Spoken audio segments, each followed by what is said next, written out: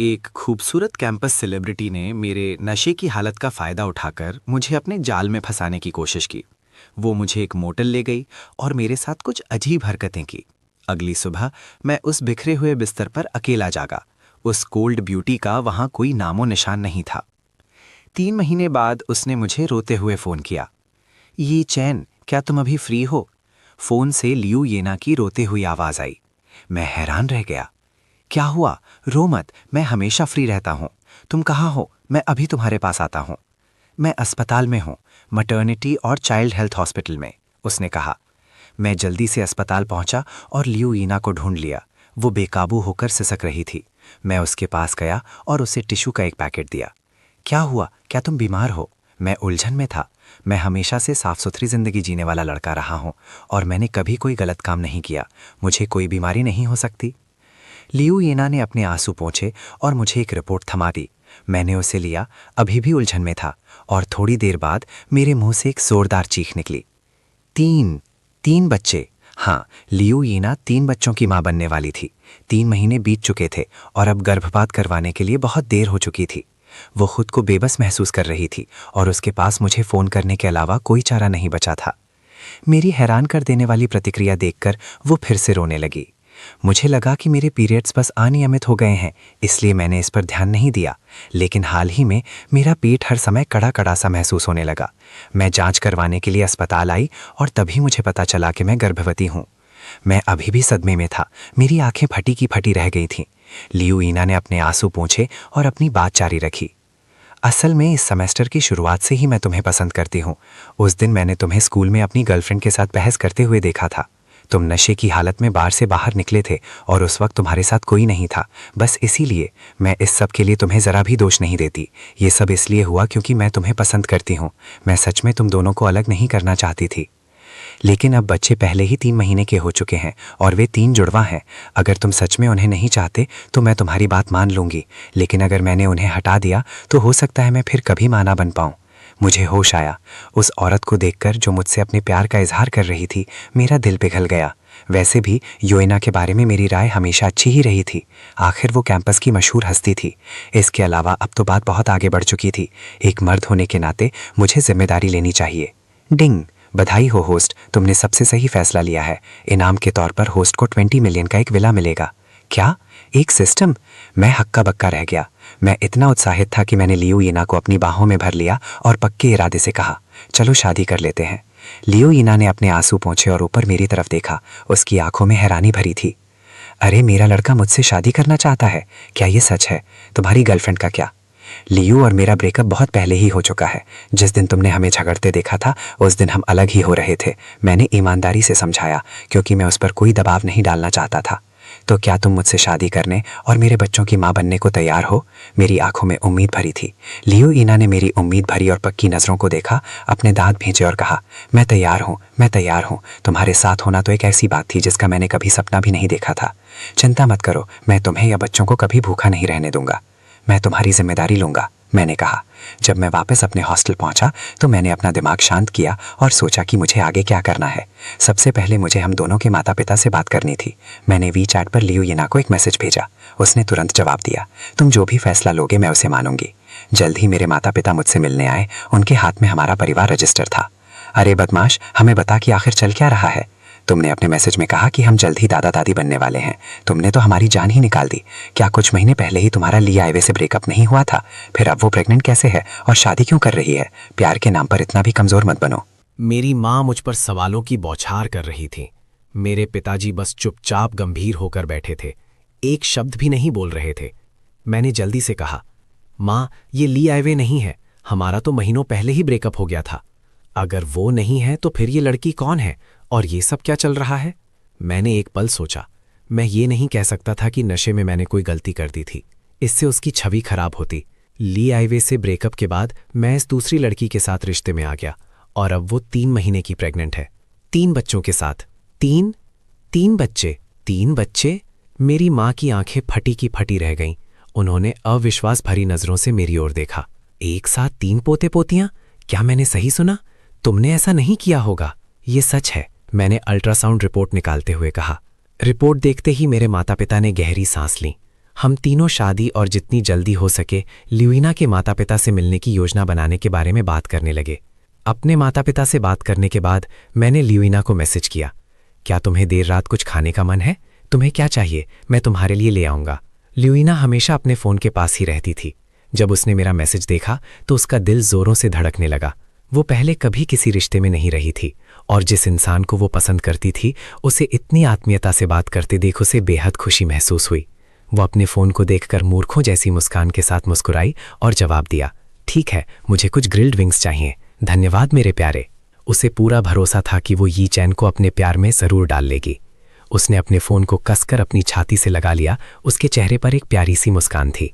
कुछ ही देर में मैं ग्रिल्ड विंग्स लेकर लड़कियों के हॉस्टल पहुंच गया और देखा कि ल्यूइना वहीं खड़ी मेरा इंतजार कर रही है।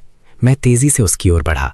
हमारे आसपास खड़े लोग आपस में फुसफुसाने लगे, अरे वाह, कैंपस की इस मशहूर लड़की का बॉयफ्रेंड कब से बन गया? हे भगवान, क्या इसका मतलब यह है कि अब मेरे पास कोई मौका नहीं बचा? वो लड़का कौन है?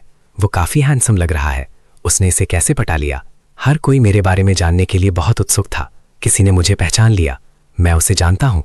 क्या वो म्यूजिक डिपार्टमेंट की ली आइवे का एक्स बॉयफ्रेंड नहीं है? मैंने सुना था कि उसके परिवार का दिवालिया निकल गया था, इसीलिए ली आइवे ने उसे छोड़ दिया था। अब ली आइवे एक अमीर खानदान के लड़के के साथ है। ल्यूइना ने मेरे हाथ से रात का नाश्ता ले लिया और अपने पंजों पर खड़े होकर मेरे गाल पर किस किया। मेरे प्यारे, लोग जो कहते हैं उस पर ध्यान मत दो, तुम सबसे अच्छे हो। ये देखकर सबकी आंखें फटी की फटी रह गईं। उन्हें लगा था कि मैं उसके पीछे पड़ा हूं, लेकिन असल में वो मुझे पसंद करती थी। ये बहुत बड़ी खबर थी। डिंग, बच्चे का पहला सुखद अनुभव, पहला इनाम 10 लाख युआन। उसी समय मेरे फ़ोन पर एक मैसेज आया कि मेरे अकाउंट में 10 लाख युआन जमा हो गए हैं। मैंने अपने फ़ोन को नज़रअंदाज किया और सबकी घूरती नज़रों की परवाह ना करते हुए ल्यूइना को अपनी बाहों में खींच लिया। अब से मैं अपनी पत्नी और बच्चों की रक्षा करूंगा। मैं किसी को भी उन्हें चोट पहुंचाने नहीं दूंगा। उस रात मेरे और कैंपस की मशहूर हस्ती ल्यूइना के बारे में खबर स्कूल के पहले पन्ने पर छपी। दिवालिया अमीर लड़का कैंपस की ठंडी मिजाज मशहूर हस्ती को पटा लेता है और उसका दबंग बॉयफ्रेंड बन जाता है। एक खूबसूरत कैंपस हस्ती और उसके लूजर बॉयफ्रेंड की रोजमर्रा की जिंदगी और इसी तरह की और भी खबरें। जब मैं अपने हॉस्टल के कमरे में वापस आया तो मेरे रूममेट ने मुस्कुराते हुए मुझसे पूछा, बॉस ये, मुझे यकीन नहीं हो रहा कि तुमने ये बात सबसे छिपा कर रखी थी। हाँ, तुम दोनों एक दूसरे के साथ कब से हो? तुमने ये बात अब जाकर सबको क्यों बताई? मेरी तरफ ऐसे देखना बंद करो, मैं बस उसे डेट कर रहा हूँ, मैंने कहा। मेरे रूममेट्स तुरंत गपशप करने लगे। यार तुम तो कमाल के हो, तुमने कैंपस की सबसे मशहूर लड़की को पटा लिया। मुझे तुम्हारी तारीफ करनी पड़ेगी। तुम प्यार के खेल के उस्ताद हो। तुमने सच में ल्यूइना जैसी ठंडी मिजाज देवी को पटा लिया। लेकिन मैं ये जानना चाहता हूँ कि क्या तुम दोनों के बीच कोई शारीरिक संबंध बना है? शायद हम जल्द ही शादी का सर्टिफिकेट लेने वाले हैं। अगर हम शादी करने का फैसला करते हैं तो मैं तुम्हें अपना ग्रूम्समैन बनने के लिए बुलाऊंगा और हम अपनी शादी की वाइन पियेंगे। मेरी बातों से वे तीनों हैरान और परेशान हो गए। कुछ देर बाद उन्हें होश आया। सच में? तुम ग्रेजुएशन के ठीक बाद शादी कर रहे हो? ये तो पक्का हो चुका है, मैंने पूरे भरोसे के साथ कहा। शायद हम सर्दियों की छुट्टियों में ही सब कुछ निपटा लेंगे। अगली सुबह मैं ल्यूइना के साथ था। हम अपने माता पिता से मिलने के लिए तैयार थे। तभी मेरी मुलाकात मेरी एक्स गर्लफ्रेंड ली आइवे से हो गई। वो मुस्कुराते हुए मेरे पास आई। ई चैन, तुम तो कमाल के हो। तुमने सच में ल्यूइना को पटा गया। तुम्हारे पापा तो अब दिवालिया हो चुके हैं। तुम्हें क्या लगता है कि तुम उसके साथ रह पाओगे? मैं कुछ बोल ही नहीं पाया। तुम्हें किसने बताया कि मेरे पापा दिवालिया हो गए हैं? तभी ल्यूइन मेरे पास आई और उसने मेरा हाथ पकड़ लिया। उसने ली आइवे की तरफ हाथ बढ़ाया। नमस्ते, मैं ई चैन की गर्लफ्रेंड हूँ। ली आइवे ने अपनी आंखें घुमाई। चलो देखते हैं कि तुम दोनों का रिश्ता कितने दिन चलता है, उसने कहा और गुस्से में वहां से चली गई। ल्यूइना ने झिझकते हुए अपना हाथ पीछे खींच लिया। मैंने जल्दी से सफाई दी, हमारे बीच ऐसा कुछ भी नहीं है, तुम्हें मेरी बात पर यकीन करना होगा। ल्यूइना मुस्कुराई। मुझे पता है, चलो चलें। हम तुम्हारे माता पिता को ज़्यादा देर इंतज़ार नहीं करवा सकते। उसकी इस अच्छाई से मैं बहुत भावुक हो गया। जब वो मेरे माता पिता से मिली तो उसने बहुत प्यार से उन्हें नमस्ते किया। नमस्ते अंकल और आंटी। मेरे पापा का गंभीर चेहरा आखिरकार मुस्कुरा उठा। दूसरी तरफ मेरी माँ भी उससे मिलकर बहुत खुश हुई। तुम ही यिंगना हो, है ना? तुमसे मिलकर बहुत अच्छा लगा। उन दोनों की आपस में खूब जम गई। मेरी माँ को उसकी प्यारी और मिलनसार शख्सियत बहुत पसंद आई। थोड़ी ही देर में लियू यी और उसके माता पिता भी उस प्राइवेट कमरे में पहुंच गए। क्या आप सबने नाश्ता कर लिया है? चलो कुछ खाने का ऑर्डर देते हैं। थोड़ी बहुत इधर उधर की बातें करने के बाद वे असली मुद्दे पर आ गए। लियो की माँ ने मेरी तरफ देखा। इन दोनों बच्चों के बारे में आपके परिवार का क्या नजरिया है? चिंता मत कीजिए, मेरी माँ ने कहा। मुझे ये लड़का बहुत पसंद है, हम इसे निराश नहीं करेंगे। ईचैन एक अच्छा लड़का है और वो उसे निराश भी नहीं करेगा। मैंने तुरंत बीच में कहा, आंटी चिंता मत करो, मैं उसके साथ अच्छा बर्ताव करूंगा। लियू यिंगना ने मेरी तरफ देखा और प्यारी सी मुस्कान दी। उसे खुशी थी कि उसने गलत इंसान को नहीं चुना था। उसकी माँ को राहत मिली, लेकिन उनके मन में अभी भी कुछ सवाल थे, जैसे घर का क्या होगा। आंटी, मैंने पहले ही एक घर खरीद लिया है। ये शहर के बीचों बीच 200 वर्ग मीटर का एक विला है। ये थोड़ा छोटा है, लेकिन हम बाद में हमेशा एक बड़ा घर खरीद सकते हैं। लियू की माँ ने माथे पर बल डाले। उन्हें थोड़ा शक हुआ। उन्हें तसल्ली देने के लिए मैंने खाने के बाद उन्हें उस विला में ले जाकर दिखाया। ये वही 20 मिलियन वाला विला था जो सिस्टम ने मुझे इनाम में दिया था। क्या आप यहाँ घर देखने आए हैं? सेल्स पर्सन ने पूछा। मैंने शांति से लाल रंग का प्रॉपर्टी डीड निकाला। नमस्ते, मैं यहाँ अपने घर की चाबियां लेने आया हूँ। सेल्स पर्सन ने डीड देखी और तुरंत मैनेजर को बुलाया। मैनेजर ने डीड देखते ही मेरे पास आकर मुझे नमस्ते किया। ये इंपीरियल व्यू का विला नंबर 8 है। मिस्टर ई, मुझे कल रात ऊपर वालों से एक सूचना मिली थी और मैं आपका ही इंतजार कर रहा था। घर तैयार है, मैं आपको उसे दिखाने ले चलता हूँ। लियू यंगना के माता पिता ये देखकर पूरी तरह से निश्चिंत हो गए कि मैंने सच में घर खरीद लिया है। उन्हें वो 200 वर्ग मीटर का विला बहुत पसंद आया। ये तो शहर के बीचों बीच है, ये जरूर बहुत महंगा होगा, है ना? लियू की माँ ने पूछा। इस साल इसकी कीमत लगभग 100,000 बढ़ गई है, मैनेजर ने जवाब दिया। दोनों परिवारों के माता पिता हैरान रह गए। 200 वर्ग मीटर, इसका मतलब है कम से कम 20 मिलियन। एक कॉलेज के छात्र के पास इतना पैसा कैसे हो सकता है? मैंने शांति से कहा, हम सीधे यहीं क्यों नहीं रहने आ जाते? लियू यिंगना ने अपने माता पिता की तरफ देखा और मुस्कुराई। मैं आपकी बात मानूंगी। मेरे साथ कुछ समय बिताने के बाद वो मुझे और भी ज्यादा पसंद करने लगी थी। मेरी पर्सनैलिटी अच्छी थी और मुझमें जिम्मेदारी का एहसास भी था। वो बहुत खुश हुई। मेरी माँ मुझे एक तरफ ले गई। तुम्हें ये पैसे कहाँ से मिले बदमाश? चिंता मत करो माँ, ये पैसे एकदम सही हैं। मैंने कुछ भी गैर कानूनी नहीं किया है। मुझे तुम्हें ये बताने में कोई डर नहीं है कि मैं पिछले कुछ सालों से अपनी पॉकेट मनी का इस्तेमाल स्टॉक में इन्वेस्ट करने के लिए कर रहा हूँ और मैंने बहुत सारे पैसे कमाए हैं। लियू यिंगना की माँ भी उसे एक तरफ ले गई। क्या तुम्हें सच में पक्का यकीन है? लियू यिंगना ने धीरे से कहा। हाँ। और उसने मेरी तरफ देखा। उसे ये जानकर बहुत खुशी हुई कि जिस आदमी से वो प्यार करती थी वो उसकी बाकी की जिंदगी उसके साथ रहेगा। उस रात हमारे माता पिता घर चले गए। मैंने सोफे पर बैठी लिवेना को देखा और मुझे लगा कि सब कुछ एक सपना है। उसने देखा कि मैं उसे देख रहा हूं और उसका चेहरा शर्म से लाल हो गया। उसने कुछ बार पलकें झपकाईं और धीरे से पूछा, तुम मुझे क्यों देख रहे हो? क्या मेरे चेहरे पर कुछ लगा है? मैं मुस्कुराया। तुम बहुत खूबसूरत हो। लिवेना को उम्मीद नहीं थी कि मैं इतना सीधा सीधा कहूँगा। उसका चेहरा गर्दन तक लाल हो गया। उसने धीरे से पूछा, क्या तुम्हें सच में यकीन है कि तुम मुझसे शादी करना चाहते हो? मैं हैरान रह गया। तुम ऐसा क्यों पूछ रही हो?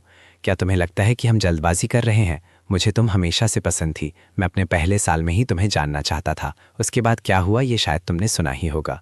मैं उस बात को फिर से नहीं उठाना चाहता। मुझे बहुत बहुत यकीन है कि तुम ही वो औरत हो जिसके साथ मैं अपनी ज़िंदगी बिताना चाहता हूँ। लिवेना की आंखें हैरानी से चौड़ी हो गईं। वो कुछ बोल नहीं पाई। मैं उसे पसंद करता था। हम एक दूसरे से प्यार करते थे। मैंने उसकी आंखों में उत्साह और उम्मीद देखी। उसके पास गया, उसका हाथ पकड़ा और घुटनों के बल बैठ गया। मैंने अपनी जेब से एक अंगूठी निकाली और उसका डिब्बा खोला। मिस लिवेना, मैं तुम्हारी जिम्मेदारी लूँगा। क्या तुम मुझसे शादी करोगी? उसने अपने हाथों से अपना मुंह ढक लिया। उसकी आंखें हैरानी से भर गईं। उसने हिचकिचाते हुए कहा, हाँ मैं करूँगी। मैंने वो सगाई की अंगूठी जो मैंने चुपके से खरीदी थी उसकी उंगली में पहना दी और उसे कसकर गले लगा लिया। पगली लड़की, रो मत। अब बच्चे का परिवार पूरा हो गया है। सिस्टम होस्ट को 20 लाख युआन का शादी का फंड देता है। मेरा दिल जोरों से धड़क रहा था। क्या सिर्फ प्रपोज करने के लिए मुझे 20 लाख मिल गए? मैंने अपनी खुशी को काबू करने की कोशिश की और पूछा, क्या तुम्हें भूख लगी है? मैं वे डम्पलिंग्स गर्म कर देता हूँ जो मैं साथ लाया था। लिवेना का चेहरा लाल था और उसने हाँ कह दिया। वो इतनी खुश थी कि मैं उसका इतना ख्याल रखता हूँ। मैं उसके लिए डम्पलिंग्स ले आया। सावधान रहना, ये गर्म है। मैं कल कुछ रोज़मर्रा की ज़रूरत का सामान ले आऊँगा। मैंने देखा कि यहाँ हमारे पास रसोई के कोई बर्तन नहीं है। डिंग, बधाई हो होस्ट, अपनी पत्नी और बच्चे के लिए खाना बनाने का छिपा हुआ मिशन पूरा करने के लिए। होस्ट को इनाम के तौर पर एडवांस्ड कुकिंग स्किल्स और 10 लाख युआन का नगद इनाम मिला है। मैं मन ही मन शिकायत किए बिना नहीं रह सका। एडवांस्ड कुकिंग स्किल्स, ये भला क्या भला है? क्या ये चाहते हैं कि मैं एक हाउसवाइफ बन जाऊं? लिवेना ने प्यारी सी मुस्कान दी। धन्यवाद पगले। मेरा धन्यवाद क्यों? मैंने उसकी ओर देखा, उसे खुशी खुशी डम्पलिंग्स खाते हुए देखा और फिर मैंने लिविंग रूम की ओर देखा। ये हमारे 5 लोगों के परिवार के लिए हमारा छोटा सा घर होगा। लिवेना खाते हुए चारों ओर देखने लगी और मुझे एक डम्पलिंग दी।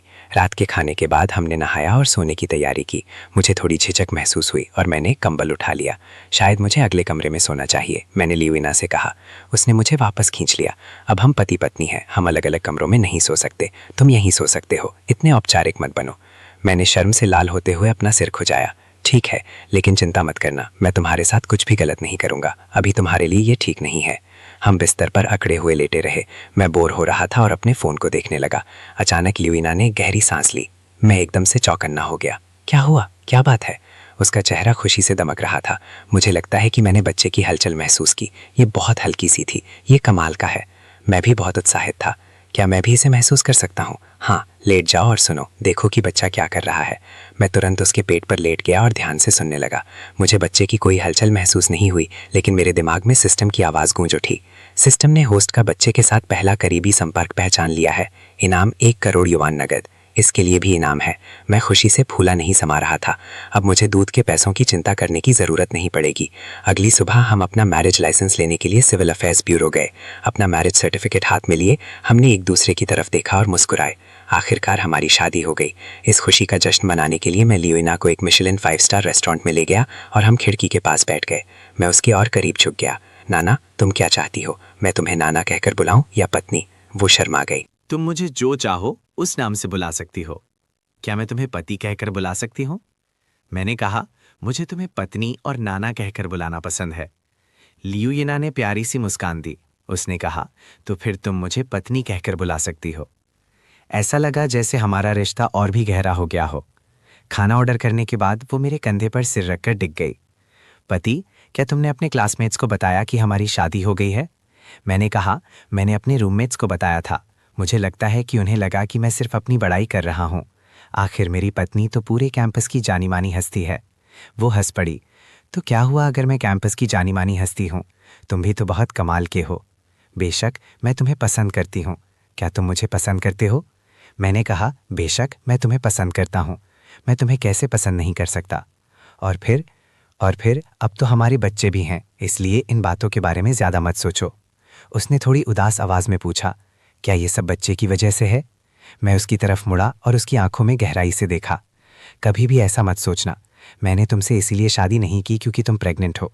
अगर बात सिर्फ जिम्मेदारी की होती तो मैं बच्चे के गुजारे भत्ते के पैसे देकर ही काम चला लेता। मैं तुमसे शादी नहीं करता। हम दोनों को ही एक दूसरे को बेहतर तरीके से समझने के लिए थोड़ा समय चाहिए, इसलिए अपने मन में कोई भी गलतफहमी मत पालो। लियोयुनो थोड़ी उदास हो गई। शायद मुझ में आत्मविश्वास की कमी है। सब कुछ इतनी तेजी से हो रहा है कि मुझे डर लगता है कि कहीं ये सब अचानक से खत्म ना हो जाए। मुझे तुम्हें खोने का डर है। मैंने उसे अपनी बाहों में भर लिया। पागल मत बनो। तुम्हें बस ये जानने की ज़रूरत है कि तुम्हारा पति तुमसे प्यार करता है। बस यही सबसे ज़्यादा मायने रखता है। रात के खाने के बाद मैंने एक कार खरीदने का फैसला किया। सिस्टम से मुझे जो 10 मिलियन युआन मिले थे वे काफ़ी होने चाहिए। क्या तुम्हारे पास काफ़ी पैसे हैं? लियोयुन ने पूछा। अगर नहीं तो मैं अपने माता पिता से मांग सकती हूँ। वे कुछ समय से मेरे लिए दहेज के तौर पर एक कार तैयार कर रहे हैं। अपने माता पिता के पैसे इस्तेमाल मत करो। चिंता मत करो, तुम्हारे पति के पास पैसे हैं। लियोयुन को अभी भी थोड़ी चिंता थी। मुझे अपने माता पिता से 200,000 युआन का गिफ्ट मिला है। मैं उसे तुम्हें ट्रांसफ़र कर दूंगी। मैंने तुरंत मना कर दिया। नहीं नहीं, वो तुम्हारे माता पिता का गिफ्ट है। तुम्हें उसे अपने खर्च के लिए रखना चाहिए। वैसे हमारी शादी को कुछ ही दिन हुए हैं और मैंने तुम्हें अभी तक खर्च के लिए कोई पैसे नहीं दिए हैं। ये ठीक नहीं है। 1 मिनट रुको, मैं तुम्हें 1 मिलियन ट्रांसफ़र करता हूँ। इसे अपने पति की तरफ से तुम्हारे लिए गिफ्ट समझना। मैंने अपना फ़ोन निकाला और उसे 1 मिलियन युआन ट्रांसफ़र कर दिए। लियोयुन हैरान रह गई। वो तो बस कार खरीदने में मेरी मदद करना चाहती थी, लेकिन अब उसके पास 1 मिलियन युआन ज़्यादा आ गए थे। मेरे पति क्या काम करते हैं? वे इतने अमीर कैसे हैं? उसने दूसरे स्टूडेंट से सुना था कि मेरा परिवार दिवालिया होने वाला है। तुम्हें ये पैसे कहाँ से मिले पतिदेव? मैंने सुना था कि तुम्हारा परिवार दिवालिया होने वाला है। तुम मुझे ये सोचने पर मजबूर कर रहे हो कि मैंने किसी बड़े बिजनेसमैन से शादी की है। उसने हंसते हुए कहा, पैसे कहाँ से आए इसकी चिंता मत करो। बस यूं ही परिवार की एक अच्छी मालकिन बनकर रहो। मेरे पैसे साफ सुथरे हैं। मैंने उन्हें अपनी काबिलियत से कमाया है। मैं झूठ नहीं बोल रहा था। यहाँ तक कि सिस्टम के इनाम भी मैंने अपनी काबिलियत से ही कमाए थे। लियू के दिल को तसल्ली मिली। अब से मैं तुम्हें हर महीने खर्च के लिए ट्रांसफ़र करता रहूँगा। पैसे बचाने की ज़रूरत नहीं है। तुम्हारे पति अमीर है। बस मुझे बताओ कि तुम्हें क्या चाहिए और मैं इसे तुम्हारे लिए खरीद दूंगा। लियोयुना ने तुरंत मुझे गले लगा लिया। तुम मेरे लिए कितने अच्छे हो पति। पागल, तुम मेरी पत्नी हो। अगर मैं तुम्हारे लिए अच्छा नहीं होऊंगा तो किसके लिए अच्छा होऊंगा? थोड़ी देर बाद हम शांगचिंग के सबसे बड़े लग्जरी कार डीलरशिप पर पहुंचे। क्या तुम्हें कोई ऐसी कार दिखी जो तुम्हें पसंद हो पति? लियोयुना ने अलग अलग ब्रांड की कारों को देखते हुए पूछा। उसने तो इनमें से कुछ ब्रांड के बारे में कभी सुना भी नहीं था। पहले तुम देखो, अगर तुम्हें कोई ऐसी कार दिखे जो तुम्हें पसंद हो तो मैं उसे तुम्हारे लिए खरीद दूंगा। ये देखकर कि मैं कितना दरिया दिल था, लियोयुना ने आसपास देखना शुरू कर दिया। उसे बस एक ठीक ठाक कार चाहिए थी, शायद कुछ लाख युआन की। उसने एक लाल रंग की मर्सिडीज बेंज की तरफ इशारा किया, जो कि सबसे नया मॉडल था। अगर मुझे कोई कार चलानी हो तो मैं ये वाली चलाऊंगी। वो कार ठीक नहीं है। हमें 4 सीटर कार लेनी चाहिए। अगर वो थोड़ी ज़्यादा महंगी भी हो तो कोई बात नहीं, कोई दूसरी चुनो। स्टोर मैनेजर की आंखें चमक उठीं और उसने तुरंत लियोयुना को कारें दिखाना शुरू कर दिया, ऑडी से लेकर पोर्शे और BMW तक। उसने उन सभी कारों को देखा और आखिर में कहा, बाकी कारें बहुत ज़्यादा दिखावटी हैं। मैं तो वही मर्सिडीज बेंज GLC लूंगी जो तुमने मुझे पहले दिखाई थी। मैंने अपना सिर हिलाया। वो कार तो 10 लाख की भी नहीं है। एक लग्जरी कार की कीमत 10 लाख से ज़्यादा होनी चाहिए। कोई दूसरी चुनो। रियोइना ने बस अपना सिर हिलाया। नहीं, यही ठीक है। मैं अब और कारें देख देख कर थक गई हूँ। मैं जल्दी से उसके पास गया और उसे उठने में मदद की, क्योंकि मुझे डर था कि कहीं उसे चोट न लग जाए। क्या तुम ठीक हो? तो फिर हम यही वाली कार ले लेते हैं। मैंने अपने लिए भी एक कार चुनी, तुम्हारी कार जैसी ही एक मर्सिडीज, और नैनी के लिए एक मर्सिडीज बेंज GLB। इसे पार्क करना आसान है। क्या तुम सच कह रहे हो? तुम तो पानी की तरह पैसा बहा रहे हो, उसने हंसते हुए कहा। मैं मुस्कुराया। पैसा तो खर्च करने के लिए होता है। ये कारें खरीदने में मेरे बस 30 लाख युआन से थोड़े ही ज़्यादा खर्च हुए हैं। ये कोई बहुत बड़ी रकम नहीं है। मैनेजर की आंखें चमक रही थी। उसने एक ही बार में 3 कारें बेच दी थी। वो अपनी खुशी छिपा नहीं पा रहा था। वो तुरंत हमें एक लाउंज एरिया में ले गया। मिस्टर ई, मिसेज ई, आपने कहा था कि आपको टॉप एंड मॉडल्स चाहिए, है ना? बिल्कुल, मुझे तीनों कारों के टॉप एंड मॉडल्स ही चाहिए। ठीक है। मैनेजर की मुस्कान इतनी चौड़ी हो गई थी कि उसका मुंह फटने वाला था। अभी हमारे यहाँ एक बहुत बड़ा डिस्काउंट चल रहा है। क्योंकि आप इतने दरिया दिल इंसान हैं, इसलिए मैं खुद ही फैसला कर लेता हूँ। तीनों कारों की कुल कीमत 4.28 मिलियन है। आपको ये कैसा लगा? तुम्हें क्या लगता है हनी? मैंने पूछा। रियोना कुल कीमत सुनकर हैरान रह गई। क्या सिर्फ एक कार की कीमत ही 3 मिलियन से ज़्यादा है? ये तो बहुत महंगी है। खैर कोई बात नहीं, तुम ही फैसला कर लो। मैं तुम्हारी बात मानूंगा। उस पल उसे लगा कि मैं कितना अमीर हूँ। मिस्टर ई, क्या आप किस्तों में पेमेंट करना चाहेंगे या एक बार में? बेशक, एक बार में। जैसे ही मैंने पेमेंट किया, मेरे दिमाग में सिस्टम की आवाज़ गूंजी। बधाई हो होस्ट, आपने अपनी पत्नी के लिए कार खरीदने का मिशन पूरा कर लिया है। सिस्टम होस्ट को कार की कीमत का 3 गुना इनाम देगा। मुझे बहुत गुस्सा आया। सिस्टम, क्या तुम मेरे साथ मजाक कर रहे हो? तुमने मुझे पहले क्यों नहीं बताया कि कार खरीदने पर मुझे इतना बड़ा इनाम मिलेगा? मुझे तो 10 मिलियन से ज़्यादा कीमत वाली कार खरीदनी चाहिए थी। जब हम घर पहुंचे तो ल्यूइंग अभी भी हैरान थी। मुझे यकीन नहीं हो रहा कि हम अभी 3 मिलियन से ज़्यादा कीमत वाली कार में घर आए हैं। पतिदेव, आप इतने अमीर कैसे हैं? चिंता मत करो, तुम्हारा पति सच में बहुत अमीर है। तुम्हें मेरे साथ कंजूसी करने की ज़रूरत नहीं है, मैंने कहा। तभी उसका फ़ोन बजा। फ़ोन उसकी सबसे अच्छी दोस्त जियू यंगिंग का था। क्या बात है यंगिंग? फ़ोन के दूसरी तरफ से बहुत गुस्से वाली आवाज़ आई। ल्यूइंग, मुझे अभी बहुत गुस्सा आ रहा है। क्या तुम मुझे अपनी सबसे अच्छी दोस्त मानती भी हो? तुम प्रेग्नेंट हो गई और मुझे बिना बताए चुपके से शादी कर ली। ल्यूइंग हैरान रह गई। तुम्हें कैसे पता चला कि मैं शादीशुदा हूँ और प्रेग्नेंट हूँ? तुम इसे छिपाने में बहुत माहिर हो। स्कूल में किसी ने तुम्हें और एक लड़के को एक लग्जरी कार खरीदते हुए देखा था और तुमने एक बड़ी हीरे की अंगूठी पहनी हुई थी। उन्होंने ये भी बताया कि वो लड़का हमारे ही स्कूल का है। ये खबर पूरे स्कूल फोरम पर फैल चुकी है। हर कोई तुम दोनों के बारे में जानता है और तुम लोग साथ रह रहे हो। लगता है सबकी अटकलें सही थी। तुम्हारे पिछले बर्ताव को देखते हुए तुम ज़रूर प्रेग्नेंट होगी। लियोना ने मेरी तरफ देखा और फ़ोन पर फुसफुसा कर कहा, वे गलत नहीं है और मैं सच में प्रेग्नेंट हूँ। जियो यंगिंग बहुत देर तक चुप रही। ऐसा लगा जैसे उसे कुछ याद आ गया हो। क्या ये उसी रात हुआ था जब तुम हॉस्टल वापस नहीं आई थी? यूना शर्मा गए और बोली, हाँ। जियो यंगिंग ने आह भरी। तुमने बस ऐसे ही शादी कर ली? क्या तुम्हें शादी की रस्में ना होने का कोई अफसोस नहीं है? नहीं, क्योंकि मैं 3 बच्चों ट्रिपलेट्स की माँ बनने वाली हूँ। सुरक्षा कारणों से बच्चों के जन्म के बाद हम शादी करेंगे। ईचन ने मुझसे वादा किया है कि मुझे किसी भी चीज़ की कमी महसूस नहीं होगी। क्या 3 बच्चे? जियो यंगिंग हैरान रह गई। क्या तुम कोई सुअर हो? ल्यूइना इतनी गुस्से में थी कि वो उसे मारना चाहती थी। तुम खुद एक सुअर हो। तुम्हारा पूरा परिवार ही सुअरों का है। ओह, कितनी नाजुक कली है, सुअर की खाद में फंसी हुई। क्योंकि तुम्हारे 3 बच्चे होने वाले हैं, इसलिए मैं ही उनकी गॉडमदर बनूंगी। ल्यूइना हंसी। यी चेन के बारे में ऐसी बातें मत करो। वो बहुत हैंडसम है और तुम पक्का गॉडमदर बनोगी। चिंता मत करो। तुम कब फ्री हो? चलो ठीक से बात करते हैं। या तुम कहाँ रहती हो? क्या यी चेन में घर खरीदा है? प्लीज़ मुझे ये मत बताना कि तुम सब एक छोटे टूटे फूटे घर में रह रहे हो।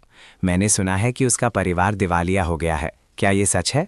उसका परिवार दिवालिया नहीं हुआ है। दूसरों की बातों पर ध्यान मत दो। यी चेन ने बहुत पहले ही घर खरीद लिया था। मैं शहर के बीचों बीच इंपीरियल व्यू विला 8 में रह रही हूँ। शहर के बीचों बीच इंपीरियल व्यू विला 8? वो तो एक विला है। मैं पक्का कुछ दिनों में तुमसे मिलने आऊँगी। मैं देखना चाहती हूँ कि एक अमीर परिवार का विला कैसा दिखता है। उन दोनों ने थोड़ी देर बात की, फिर एक दूसरे को अलविदा कहा और फ़ोन काट दिया। ल्यूइना ने अपना फ़ोन नीचे रखा और मेरी तरफ मुड़ी। उसने देखा कि मैं उसे ही घूर रहा हूँ। मैंने तुम्हारी कुछ बातें सुन ली। क्या लोगों को पता चल गया है कि हमारी शादी हो गई है और मैं प्रेग्नेंट हूँ? उसने मुझसे सच सच कह दिया। किसी ने मुझे मेरे बड़े पेट के साथ और तुम्हें सुपरमार्केट में देख लिया था। अब तो पूरे कॉलेज को हमारे बारे में पता चल गया है। हर कोई इसी बारे में बात कर रहा है और अपने अपने अंदाजे लगा रहा है। क्या तुम चाहती हो कि उन्हें पता चले? मैंने पूछा। तुम ऐसा क्यों पूछ रहे हो? तुम तो कॉलेज के इकलौते सेलिब्रिटी हो और मैं तो बस एक आम लड़की हूँ। मेरे साथ रहने से तुम्हारी इमेज पर ज़रूर असर पड़ेगा, इसीलिए मुझे चिंता हो रही है। ये चेन, तुम ऐसा सोच भी कैसे सकती हो?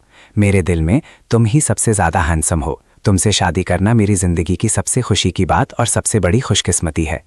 ये कहते हुए उसका चेहरा शर्म से लाल हो गया। ठीक उसी पल मेरा फ़ोन बज उठा। ये मेरे एक रूममेट का वीचैट मैसेज था। ये चेन, मैंने सुना है कि तुम्हारी शादी हो गई है और कैंपस की सबसे मशहूर लड़की के साथ तुम्हारा बच्चा होने वाला है। क्या ये सच है? हे भगवान, मैंने सुना है कि उसका परिवार बहुत अमीर है। वो एक एकदम सही अमीर और खूबसूरत औरत है। तुम बहुत किस्मत वाले हो। बॉस, ये हमें भी बताओ, तुम्हें इतनी ऊंची पसंद वाली औरत कैसे मिली? हम भी सीखना चाहते हैं ताकि हमें भी एक एकदम सही अमीर और खूबसूरत औरत मिल सके और हम अपनी ज़िंदगी की ऊंचाइयों तक पहुंच सकें। मैं उनकी चापलूसी और तारीफ़ें और बर्दाश्त नहीं कर सका। मैंने तुमसे कहा था कि मैं ल्यूइना से शादी कर रहा हूँ, लेकिन तुमने मेरी बात पर यकीन नहीं किया। हमारी सच में शादी हो चुकी है। हमारे पास शादी का सर्टिफिकेट भी है। ये पूरी तरह से कानूनी है। मेरी इन बातों से वहाँ फिर से एक ज़बरदस्त हलचल मच गई। हे भगवान, मुझे तो सच में लगा था कि तुम बस डींगे मार रहे हो। कैंपस की सबसे मशहूर लड़की मिलना कोई रोज़-रोज़ की बात तो है नहीं। लेकिन मुझे यकीन ही नहीं हुआ कि ये सच है, और मैंने तुम दोनों को पहले कभी एक दूसरे से बात करते हुए भी नहीं देखा था। क्या ये सच है कि तुम्हारा बच्चा होने वाला है? मुझे तो इस बारे में ज़्यादा जानने की उत्सुकता है। समय का हिसाब तो मेल ही नहीं खा रहा है। क्या तुम बस एक खूबसूरत चेहरे के पीछे आंखें मूंद कर चल दिए? जब मैंने तुम्हें बताया था तब वो पहले से ही गर्भवती थी। मुझे तो अभी अभी इस बारे में पता चला था, इसीलिए मैंने तुमसे कहा था कि हम शादी करने वाले हैं। मैं एक मर्द हूँ, मैं खुद को किसी के हाथों इस्तेमाल नहीं होने दूंगा। कुछ देर के लिए सब लोग एकदम चुप हो गए। अरे बदमाश, तुमने कैंपस की सबसे मशहूर लड़की को इतनी आसानी से पटा लिया। तुम तो बड़े तेज हो। जब तुम्हारी शादी हो ही गई है तो फिर तुमने शादी की रस्में क्यों नहीं की? ऐसा नहीं है कि मैं शादी नहीं करना चाहता। बात बस इतनी है कि वो 3 बच्चों की माँ बनने वाली है, इसीलिए हम थोड़ी जल्दी में हैं। उसके बच्चों के जन्म के बाद हम धूमधाम से शादी करेंगे। चिंता मत करो, मैं तुम सबको अपनी शादी में ज़रूर बुलाऊंगा, या अगर तुम लोग फ्री हो तो मैं तुम सबको बाहर किसी बढ़िया जगह खाना खिलाने ले चलूंगा। मेरे जवाब देने के बाद मेरे रूममेट्स ने मुझे तंग करना बंद कर दिया। उन सब ने कहा कि वे उस शानदार दावत का बेसब्री से इंतजार कर रहे थे। आखिरकार मैंने अपना फ़ोन नीचे रखा और देखा कि ल्यूइना किसी चीज़ को बड़े ध्यान से देख रही है। तुम इतनी गंभीरता से क्या देख रही हो? उसने झट से अपना फ़ोन नीचे रखा और घबराहट भरी नज़रों से मेरी तरफ देखा। कुछ नहीं, कुछ नहीं। मैंने देखा कि वो कितनी घबराई हुई थी और मुझे पता चल गया कि कुछ तो गड़बड़ है। क्या बात है? क्या तुम अपने पति से कुछ छिपा रही हो? सच में कुछ भी नहीं है, उसने कहा। उसकी आवाज़ में थोड़ी झिझक थी। अचानक मेरा फ़ोन लगातार बजने लगा। किसी वजह से ग्रुप चैट में फिर से हलचल मच गई थी। मैंने मैसेज देखे और मेरे चेहरे के हाव भाव देखने लायक थे। उसमें लियू यिन और मेरी बहुत सारी तस्वीरें थीं। उसमें उसकी हीरे की अंगूठी वाली तस्वीरें थीं, हमारी एक जैसी ड्रेस पहने हुए तस्वीरें थीं और दूसरी प्यारी तस्वीरें भी थीं। आखिरी मैसेज लियू यिन की तरफ से स्कूल के सोशल मीडिया ग्रुप में प्यार का इजहार था। मैसेज में लिखा था, तुम्हारा हाथ थामकर तुम्हारे साथ बूढ़ा होना चाहती हूँ। मैं तुमसे प्यार करती हूँ, तुम मेरी येना हो। मैं खुद ही लियू येना से अपनी शादी का ऐलान करने वाला था, लेकिन लियू येना ने मुझसे पहले ही कर दिया। हम दोनों का आइडिया बिल्कुल एक जैसा था। मैं अपना फ़ोन लेकर उसके पास गया। एक मर्द होने के नाते सबसे पहले प्यार का इजहार मुझे करना चाहिए था, लेकिन मुझे उम्मीद नहीं थी कि तुम मुझसे पहले कर दोगी। उसने मेरी तरफ देखा और मुस्कुराई। बहुत से मर्दों ने मुझसे प्यार का इजहार किया है, लेकिन तुम मेरे मर्द हो, इसलिए मेरा फ़र्ज़ बनता है कि मैं इसे स्वीकार करूं और सबको बताऊं कि तुम ही वो मर्द हो जिससे मैं सबसे ज़्यादा प्यार करती हूं। मैंने उसे कसकर गले लगा लिया। मेरा दिल इतना भर आया था कि मेरी आंखों में लगभग आंसू आ गए थे। मैंने ग्रुप चैट खोला और एक मैसेज भेजा, मैं भी तुमसे प्यार करता हूँ मेरी येना। जल्द ही क्लासमेट्स हमें बधाई के मैसेज भेजने लगे। फ़ोन की दूसरी तरफ ली एवी गुस्से से उबल रही थी। पगली, अब से ये सब चीज़ें अपने पति पर छोड़ दो, ठीक है? मैंने कहा। वो मुस्कुराई और सिर हिलाया। कुछ दिनों बाद उसकी सबसे अच्छी दोस्त जी यू यिंग यिंग उससे मिलने आई। मैं अपने रूममेट्स के साथ रात का खाना खाने बाहर गया हुआ था। हे भगवान, काश मैं भी कभी 200 वर्ग मीटर के ऐसे ही किसी आलीशान घर में रह पाती। मुझे इस विला से प्यार हो गया है। जी यू यिंग यिंग की आंखें चमक रही थीं। ये उतना बड़ा नहीं है, आंगन मिलाकर भी यह सिर्फ 100 वर्ग मीटर का ही है, लियू येना ने खुशी से मुस्कुराते हुए कहा। जी यू यिंग यिंग को बहुत जलन हो रही थी। ये अफवाह किसने फैलाई थी कि यी चिन का परिवार दिवालिया हो गया है? मेरा मन कर रहा है कि मैं उन्हें घूंसा मारूं। वैसे क्या यी चिन के पास कोई नौकरी है या वो अपने माता पिता के पैसों पर ऐश कर रहा है? मैं तुम्हें बता दूं, चाहे तुम्हारा परिवार कितना भी अमीर क्यों ना हो, खुद पैसे कमाने की काबिलियत होना ज़्यादा बेहतर है। चिंता मत करो, ये चिन ऐसा कभी नहीं करेगा। उसने ये घर खुद खरीदा है और उसने अपने माता पिता के पैसे इस्तेमाल नहीं किए। उसने इसे बहुत पहले खरीदा था। जी यू यंग यंग की आंखें हैरानी से चौड़ी हो गईं। हे भगवान, मुझे यकीन नहीं हो रहा कि ये चिन इतना कमाल का है। क्या उसने ग्रेजुएशन से पहले ही अपना खुद का बिजनेस शुरू कर दिया था? वो इतने सारे पैसे कमाने के लिए क्या करता है? लियू यिना ने गर्व से कहा। उसने मुझे बताया कि वो एक पार्टनर के साथ स्टॉक्स और फंड्स में इन्वेस्ट करता है। उसकी पत्नी होने के नाते उसे ऐसे काबिल आदमी पर गर्व था। ठीक है, देखो तो जरा कितनी इतरा रही हो, जी यू यिंग ने जलन भरे अंदाज में कहा। लेकिन उसकी नजरें लियू येना की उंगली में पहनी बड़ी सी हीरे की अंगूठी पर टिकी हुई थी। लियू येना ने अपना हाथ आगे बढ़ाया। जलन हो रही है ना बहन? उसने मुझे ये सगाई की अंगूठी तब दी थी जब हमें शादी का लाइसेंस मिला था। उसने कहा था कि जब हमारी शादी होगी तब वो मुझे शादी की अंगूठी देगा। उसने इसे चुपके से खरीदा था और मुझे ये बहुत पसंद है। जी यू यिंग ने आह भरी। प्यार सच में लोगों को अंधा बना देता है। हमारी बड़े कैंपस की मशहूर हस्ती एक लड़के के प्यार में पड़ गई है। वे बातें करते रहे। आखिरकार मैं शाम को घर पहुंचा। जी यू यिंग की आंखें हैरानी से चौड़ी हो गईं जब उसने मुझे एक शानदार मर्सिडीज बेंज से बाहर निकलते देखा। हे भगवान, ये चेन लाखों करोड़ों की मर्सिडीज बेंज चला रहा है। ये सबसे नया मॉडल है। इसका इंटीरियर देखकर लगता है कि इसकी कीमत कम से कम 3.5 मिलियन होगी। हनी, मैं घर आ गया। मैंने कहा, नमस्ते, क्या आप मेरी पत्नी की सबसे अच्छी दोस्त जी यू यिंग हैं? नमस्ते, मैं जी यू यिंग हो। तुम कितनी खुशकिस्मत हो कि तुम्हारी शादी हमारे कैंपस की मशहूर हस्ती से हुई है। हाँ मैं हूँ, मैंने कहा। क्या तुम आज रात डिनर के लिए रुक रही हो? मैं घर जाने से पहले डिनर के लिए तुम लोगों की मेहमान नवाजी का मजा लेने का सोच रही थी। क्या ये चेन तुम किराने का सामान खरीदने जा रहे हो? मुझे तो अंदाजा भी नहीं था। मैं तुम्हें पहले बताना भूल गया था। मेरे ये चिन का खाना बहुत स्वादिष्ट होता है। आज रात तुम्हारी तो दावत होने वाली है। मुझे लगा था कि वो अपने दोस्तों के साथ खाना खाएगा, लेकिन वो रात के खाने के लिए घर आ रहा है। मैं हल्का सा मुस्कुराया। मैं तुमसे और बच्चे से दूर नहीं रह सकता। हे भगवान, बस करो, मुझे ये सब मीठी मीठी बातें मत सुनाओ। मैं अकेली हूं, पर ऐसी भी नहीं कि ये सब मीठी बातें खा जाऊं। जियो यू यिंग ने अपनी बाहें मलते हुए कहा। लियू युन पास गई और प्यार से मुस्कुराते हुए मेरी बाह पकड़ ली। जियो यू यिंग तुरंत वहां से भाग गई। वो इतना प्यार दुलार सहन नहीं कर पाई। थोड़ी ही देर में मैंने सी फूड से भरी एक मेज तैयार कर दी। जियो यू यिंग की आंखें चमक उठी। दोस्तों से पहले खाना, मैं इसे खाने से खुद को रोक ही नहीं सकती, वो चिल्लाई और दोनों हाथों से एक हैरी क्रैब बालों वाला केकड़ा पकड़ लिया। कुछ महीनों बाद लियो येना 8 महीने की गर्भवती थी। आखिरकार बच्चा आने वाला था। दोनों परिवार डिलीवरी रूम के बाहर बेसब्री से इंतजार कर रहे थे। कुर्सियों पर बच्चों के सामान, डायपर और फॉर्मूला के ढेर लगे हुए थे। लियो येना का परिवार, क्या लियो येना का परिवार यहाँ है? अचानक एक नर्स डिलीवरी रूम से बाहर आई और जोर से पूछा। हाँ, मैं तेजी से आगे बढ़ा। मैं उसका पति हूँ। क्या हुआ? क्या कुछ गड़बड़ है? मेरी आवाज़ कांप रही थी। नर्स मुस्कुराई। कुछ नहीं, माँ और बच्चे सब सुरक्षित हैं। मैंने राहत की सांस ली। कागज़ों पर दस्तखत करने के बाद नर्स बच्चों को बाहर ले आई। 2 लड़के और 1 लड़की थी। मैंने अपने तीनों बच्चों को देखा और मेरी आंखें प्यार से भर गईं। मेरा दिल अचानक किसी एहसास से भर गया। होस्ट पहली बार बच्चों से मिला है। सिस्टम हर बच्चे को दूध के खर्च के लिए 10 मिलियन युआन का इनाम देगा। इस समय मेरे लिए पैसे की कोई अहमियत नहीं थी। मुझे बस इस बात की फिक्र थी कि मेरे बच्चे सुरक्षित और स्वस्थ रहें। नर्स, मेरी पत्नी अभी तक बाहर क्यों नहीं आई? एनेस्थीसिया थोड़ा तेज था, इसलिए उसे निगरानी के लिए 2 घंटे तक डिलीवरी रूम में ही रुकना पड़ा। लियू युन के माता पिता ने चिंता से पूछा। नर्स, क्या मेरी बेटी ठीक है? उसे कोई दिक्कत तो नहीं है? वो मेरी इकलौती बेटी है। चिंता मत कीजिए आंटी, डॉक्टर उसका पूरा ध्यान रख रहे हैं। कोई दिक्कत नहीं है। हम बस एहतियात के तौर पर उसे निगरानी में रखे हुए हैं। सब ठीक हो जाएगा। ये तो अच्छी बात है। 2 घंटे बाद यीना को व्हीलचेयर पर बाहर लाया गया। वो सांस लेने के लिए हाँफ रही थी।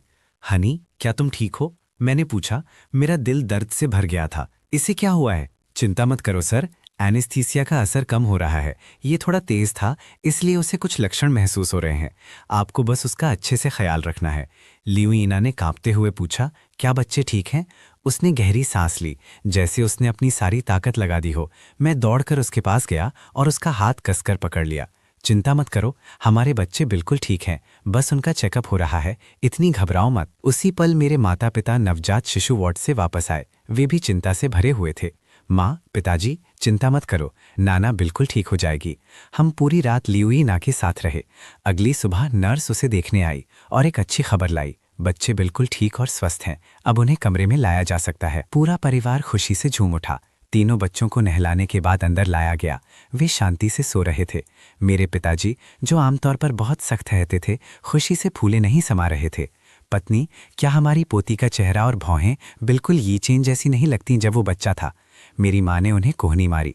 आवाज़ धीमी रखो, हमारे बच्चों को जगह मत देना। बेटी अपने पिता जैसी दिखती है, इसलिए जाहिर है वो उन्हीं जैसी दिखती है, लेकिन दोनों लड़के बिल्कुल लियू यिंगना जैसे दिखते हैं। वे बहुत सुंदर हैं, सभी बच्चों का माथा ऊंचा है, वे सभी बहुत होशियार हैं। लियू यिंगना की माँ भी पास आई। दोनों लड़के बिल्कुल नाना जैसे दिखते हैं जब वो छोटी थी। लियू यिंगना अभी अभी जागी थी। उसने दर्द सहा और कहा, मैं बच्चों को देखना चाहती हूँ। तुम्हारा शरीर अभी तैयार नहीं है, मैं उन्हें तुम्हारे लिए गोद में उठा लेता हूँ। मैं गया और धीरे से हमारी बेटी को गोद में उठाया और उसे लियू यिना के पास ले आया। उसने प्यार भरी मुस्कान के साथ अपनी बेटी के गाल पर चूमा, लेकिन फिर वो रोने लगी। मैं डर गया। हनी, तुम क्यों रो रही हो? बच्चे ठीक हैं। मैं इसलिए रो रही हूँ क्योंकि मैं बहुत भावुक हो गई हूँ। मुझे यकीन नहीं हो रहा कि मैंने बच्चों को जन्म दिया है, और वो भी 3। इससे पहले कि मैं उसे दिलासा दे पाता, मेरे हाथ को कुछ गीला गीला महसूस हुआ। हवा में एक खट्टी बदबूदार गंध फैल गई। मेरा हाथ वहीं जम गया। बच्चे ने पॉटी कर दी थी। मेरी बेटी का चेहरा लाल हो गया और वो रोने लगी। लियू यिना ने बच्चे की तरफ देखा, फिर मेरे डरे हुए चेहरे की तरफ और हंस पड़ी। वाह, कितनी बदबू है। हनी, से सूंघो, कितनी तेज बदबू है। मैंने अपनी बेटी का पिछला हिस्सा उसकी नाक के पास ले जाकर ऊपर उठाया। लियू यिना ने जल्दी से अपना चेहरा ढक लिया और हंस पड़ी। इसका डायपर बदलो। नहीं, लेकिन उसकी हंसी की वजह से उसके घाव में दर्द होने लगा। उसे इतना ज्यादा दर्द हुआ कि उसे ठंडे पसीने आने लगे। ओ नहीं, मेरे घाव में दर्द हो रहा है। हनी, तुम ठीक तो हो ना? मैं बहुत डर गया था।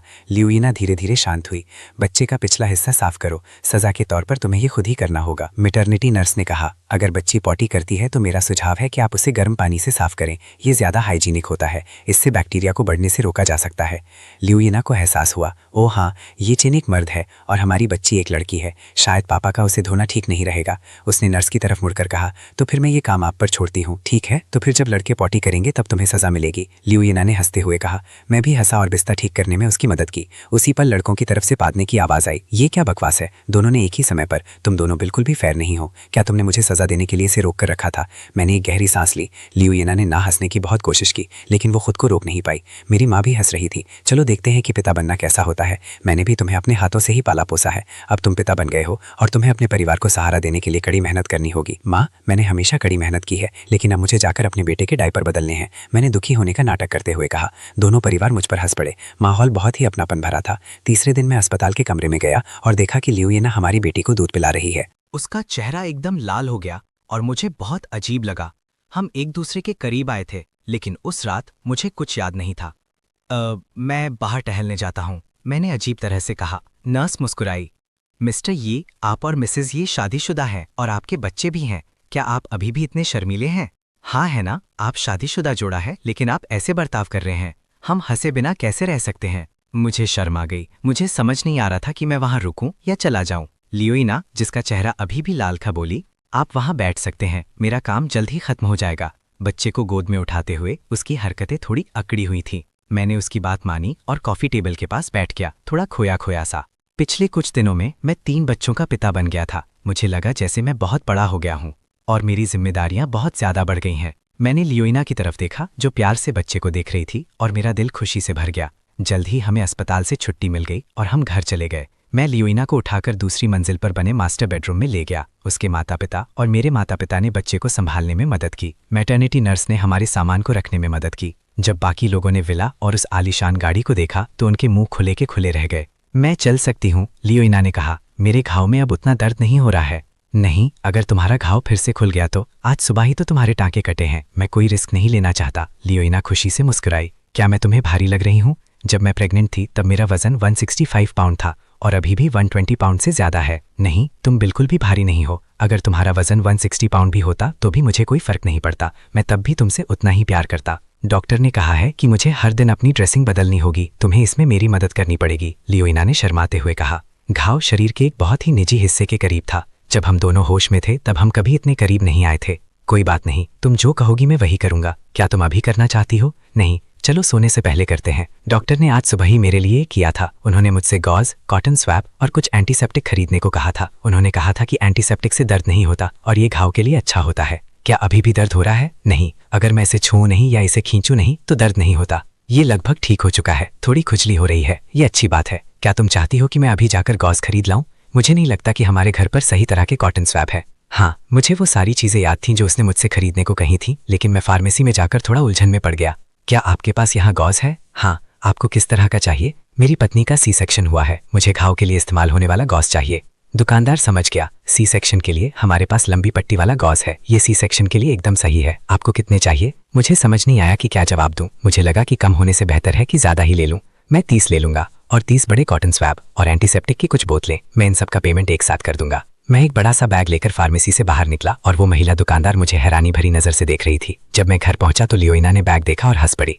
तुमने इतना सारा सामान क्यों खरीद लिया? मेरा घाव तो 10 से 15 दिनों में ठीक हो जाएगा। मुझे नहीं पता था, मैंने पहले कभी ये चीजें नहीं खरीदी थी। मुझे लगा कि तुम्हें ठीक होने में लगभग 30 दिन लगेंगे, इसलिए मैंने 30 ले लिए। दुकानदार ने कहा था कि ये वाला गॉस सी सेक्शन के लिए अच्छा होता है और आसानी से निकलता नहीं है। क्या तुम चाहती हो कि मैं अभी तुम्हारे लिए एक लगा दूं? नहीं नहीं, हम इसे आज रात करेंगे। लियोइना ने तुरंत मना कर दिया। वो मुझे चिढ़ा रही थी, लेकिन उसे उम्मीद नहीं थी कि मैं इतना गंभीर हो जाऊंगा। दोपहर में बच्चों को नहलाने का समय हो गया था। मैंने अपनी बेटी को गोद में उठाया हुआ था और इस कोमल गोल मटोल नन्ही सी जान को देख रहा था। मेरा पिता प्रेम उमड़ रहा था। मेरा उसे चूमने का बहुत मन कर रहा था। मैंने अपना चेहरा उसके कंबल में छिपा लिया और उसे सूंघा। उसमें से दूध की महक आ रही थी। यह सबसे अद्भुत महक थी। ये बिल्कुल वैसी ही थी जैसी लियोइना की महक थी। मेरे माता पिता और लियोइना के माता पिता हर किसी ने एक एक बेटे को गोद में उठाया हुआ था। मैटर्निटी नर्स बच्चों को नहलाने के लिए गर्म पानी तैयार कर रही थी, लेकिन मुझे अब भी लगता था कि मेरी नन्ही बेटी की महक सबसे अच्छी है। आखिर बेटी तो अपने पिता की छोटी सी रजाई होती है। दूसरी तरफ उन दोनों बेटों ने तो मेरे पहले ही दिन अपने पापा को एक बड़ा सा बदबूदार पूप करके तोहफा दे दिया था। मुझे समझ नहीं आ रहा था कि हंसो या रो। तीनों बच्चे नहा रहे थे। मेरा सबसे बड़ा बेटा अपने कपड़े उतारे जाने का विरोध करता हुआ लग रहा था और जोर जोर से रो रहा था। दूसरे बेटे ने भी अपने बड़े भाई की देखा देखी रोना शुरू कर दिया। ऐसा लग रहा था जैसे वे रोने का मुकाबला कर रहे हों। लियोइना रोने की आवाज़ सुनकर उनकी तरफ खींची चली आई। बड़ी दोनों बच्चों को क्या हुआ है? वे सिर्फ नहाने के लिए इतना ज़्यादा क्यों रो रहे हैं? उनका मिजाज तो बहुत ही ख़राब है। हाँ है ना, मेरी बेटी तो उनसे कहीं ज़्यादा समझदार है, मैंने कहा। लियोइना पास आई और उसने बड़ी प्यार से हमारी बेटी के चेहरे को छुआ। मेरी प्यारी सी गुड़िया। फिर उसने अपने उन बेटों की तरफ देखा जो अब शांत हो चुके थे, और वो उनके पास चली गई। तुम दोनों को अपनी बहन से कुछ सीखना चाहिए। मैंने अपने फ़ोन पर कुछ नर्सरी राइम्स बच्चों की गीत चला दिए ताकि बच्चे उन्हें सुनकर नहाते समय आराम महसूस कर सकें। उनके हाव भाव देखकर साफ पता चल रहा था कि उन्हें अच्छा लग रहा है। उन्होंने संतुष्टि भरे भाव के साथ अपनी आंखें मूंद लीं और लगभग सो ही गए थे। डिंग! बच्चों को पहली बार नहलाने का काम पूरा हुआ। इनाम 10 लाख युआन। सब कुछ मेरी उम्मीद के मुताबिक ही चल रहा था। बच्चों को नहलाने के बाद जब हम उन्हें कपड़े पहना रहे थे तब भी वे थोड़ी बहुत हलचल कर रहे थे और अपने छोटे छोटे हाथ चूस रहे थे। जैसे ही उन्हें कपड़े पहनाकर लपेट दिया गया वे सब के सब सो गए। लगभग 30 मिनट बाद वे तीनों ही रोने लगे। मेरी बेटी का रोना किसी छोटी सी बिल्ली के बच्चे की आवाज़ जैसा लग रहा था। वो बहुत ही प्यारा था। मैंने उसे गोद में उठाया और बाकी दोनों बच्चों की तरफ देखा। लड़कियां सचमुच बहुत अच्छी होती हैं, यहाँ तक कि उनका रोना भी कितना मीठा होता है। जब वो बड़ी होगी तो यकीनन वो मेरे लिए एक नन्ही सी गरम जैकेट सहारा बनेगी। ठीक उसी समय नर्स एक दूध की बोतल लेकर वहां आ गई। मिस्टर यी, बच्चों ने आखिरी बार जो खाना खाया था उसे अब 3 घंटे से ज़्यादा का समय बीत चुका है। शायद उन्हें भूख लगी है। अब उन्हें दूध पिलाने का समय हो गया है। अब मेरी बेटी के लिए माँ का दूध पीने की बारी थी। मैंने कहा ठीक है और उसे गोद में उठाकर लियोइना के पास ले गया। 3 बच्चों के लिए लियोइना का दूध यकीनन काफ़ी नहीं पड़ रहा था, इसीलिए हम बारी बारी से उन्हें माँ का दूध और फॉर्मूला दूध पिलाते थे। बाकी दोनों बच्चों को फॉर्मूला दूध दिया जाता था। मैंने अपनी बेटी को गोद में उठाया और धीरे से लियोइना के कमरे का दरवाज़ा खोलकर अंदर गया, लेकिन जब मैं अंदर पहुंचा तो मैं हक्का बक्का रह गया। मैं अपनी हैरानी पर काबू नहीं पा सका और बस चुपचाप खड़ा रह गया। वो उस समय दूध निकाल रही थी। मेरी आंखें फटी की फटी रह गई। लियो यिंग ने मुझे घूरते हुए देख लिया। उसने नीचे देखा कि वो क्या कर रही है और तुरंत मेरी तरफ से अपनी पीठ फेर ली। पतिदेव, आपने दरवाज़ा खटखटाया क्यों नहीं? मुझे बहुत अफसोस है, मैं भूल गया था। मैं जल्दी से पीछे हट गया और दरवाज़ा बंद कर दिया। लियोइना अभी आराम कर रही थी और घर में आने से पहले हर किसी को दरवाज़ा खटखटाना होता था। अब जब घर में ज़्यादा लोग थे तो ये शिष्टाचार की बात थी। उसने आवाज़ लगाई, अब आप अंदर आ सकते हैं। मैंने दरवाज़ा फिर से खोला। बाल बच गया। किस्मत से उसका चेहरा बस थोड़ा सा लाल हुआ था और उसे बुरा नहीं लगा। पिछली बार दूध निकाले हुए बहुत समय हो गया था, इसीलिए इस बार थोड़ी मुश्किल हुई। उसने मेरी बेटी की तरफ हाथ बढ़ाया। उसे मुझे दे दो। मैं अभी भी थोड़ा असहज महसूस कर रहा था, लेकिन मैंने अपनी बेटी को उसकी गोद में दे दिया और कमरे से बाहर निकल आया। मेरे दिमाग में बार बार वही दृश्य घूम रहा था। देखकर तो ऐसा ही लग रहा था कि हमारी बेटी के लिए उसके पास काफ़ी दूध होगा, मैंने सोचा। मैंने तुरंत अपने दिमाग से ये विचार झटक दिए और दूसरे कमरे में चला गया। ऐसा लगा जैसे दोनों लड़कों ने मेरे वापस आने की आहट सुन ली हो। उन्होंने अपनी बोतलें मुंह से निकाल दी और तुतलाने लगे। लियोइना की माँ हंस पड़ी। लगता है ये अपने पापा से दूध पीना चाहते हैं। तुम दोनों छोटे शैतान अपने पापा को थकाना चाहते हो, है ना? हालांकि मैंने ऐसा कहा, लेकिन मैंने उन दोनों को गोद में उठा लिया, एक को एक हाथ में और दूसरे को दूसरे हाथ में। मेरी माँ ने उनके मुंह में बोतलें लगा दी और वे फिर से दूध पीने लगे। बोतलों से दूध चूसने की आवाज़ सुनकर सबके चेहरे पर मुस्कान आ गई। होस्ट ने बच्चों को दूध पिला दिया है। सिस्टम होस्ट को 1 लाख युआन का इनाम देगा। ये चेन, अगर ये तुम्हारे अलावा किसी और से दूध ना पिए तो क्या होगा? तो फिर मुझे घर पर रहकर ही बच्चों की देखभाल करनी पड़ेगी। मैं उन्हें भूखा तो नहीं छोड़ सकता, है ना? बच्चों को दूध पिलाकर मुझे बहुत खुशी हो रही थी। आखिरकार ये सिस्टम मुझे हर बार 1 लाख युआन दे रहा था। ये किसी भी नौकरी से बेहतर था। उन्हें हर 2 या 3 घंटे में खाना खिलाना पड़ता था। 24 घंटों में मैं लगभग 6 लाख या 7 लाख युआन कमा सकता था। मुझे ऐसी नौकरी कहाँ मिल सकती थी जिसमें महीने के 20 मिलियन युआन से ज़्यादा मिलते हों।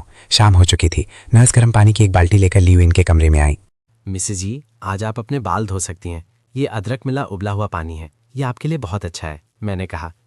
ली, तुम जाकर आराम करो, ये काम मैं कर लूँगा। मैंने उससे पानी की बाल्टी ले ली। ली थोड़ी हैरान हुई। ठीक है, मैं सब कुछ तैयार करने में तुम्हारी मदद कर देती हूँ और फिर चली जाऊँगी।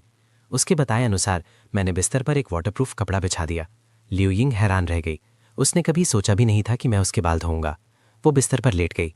ली के कमरे से जाने के बाद मैंने धीरे धीरे उसके घने काले बालों की मालिश की और उन्हें पानी से गीला किया। हम दोनों में से किसी ने कुछ नहीं कहा, लेकिन माहौल में एक प्यारी सी मिठास घुली हुई थी।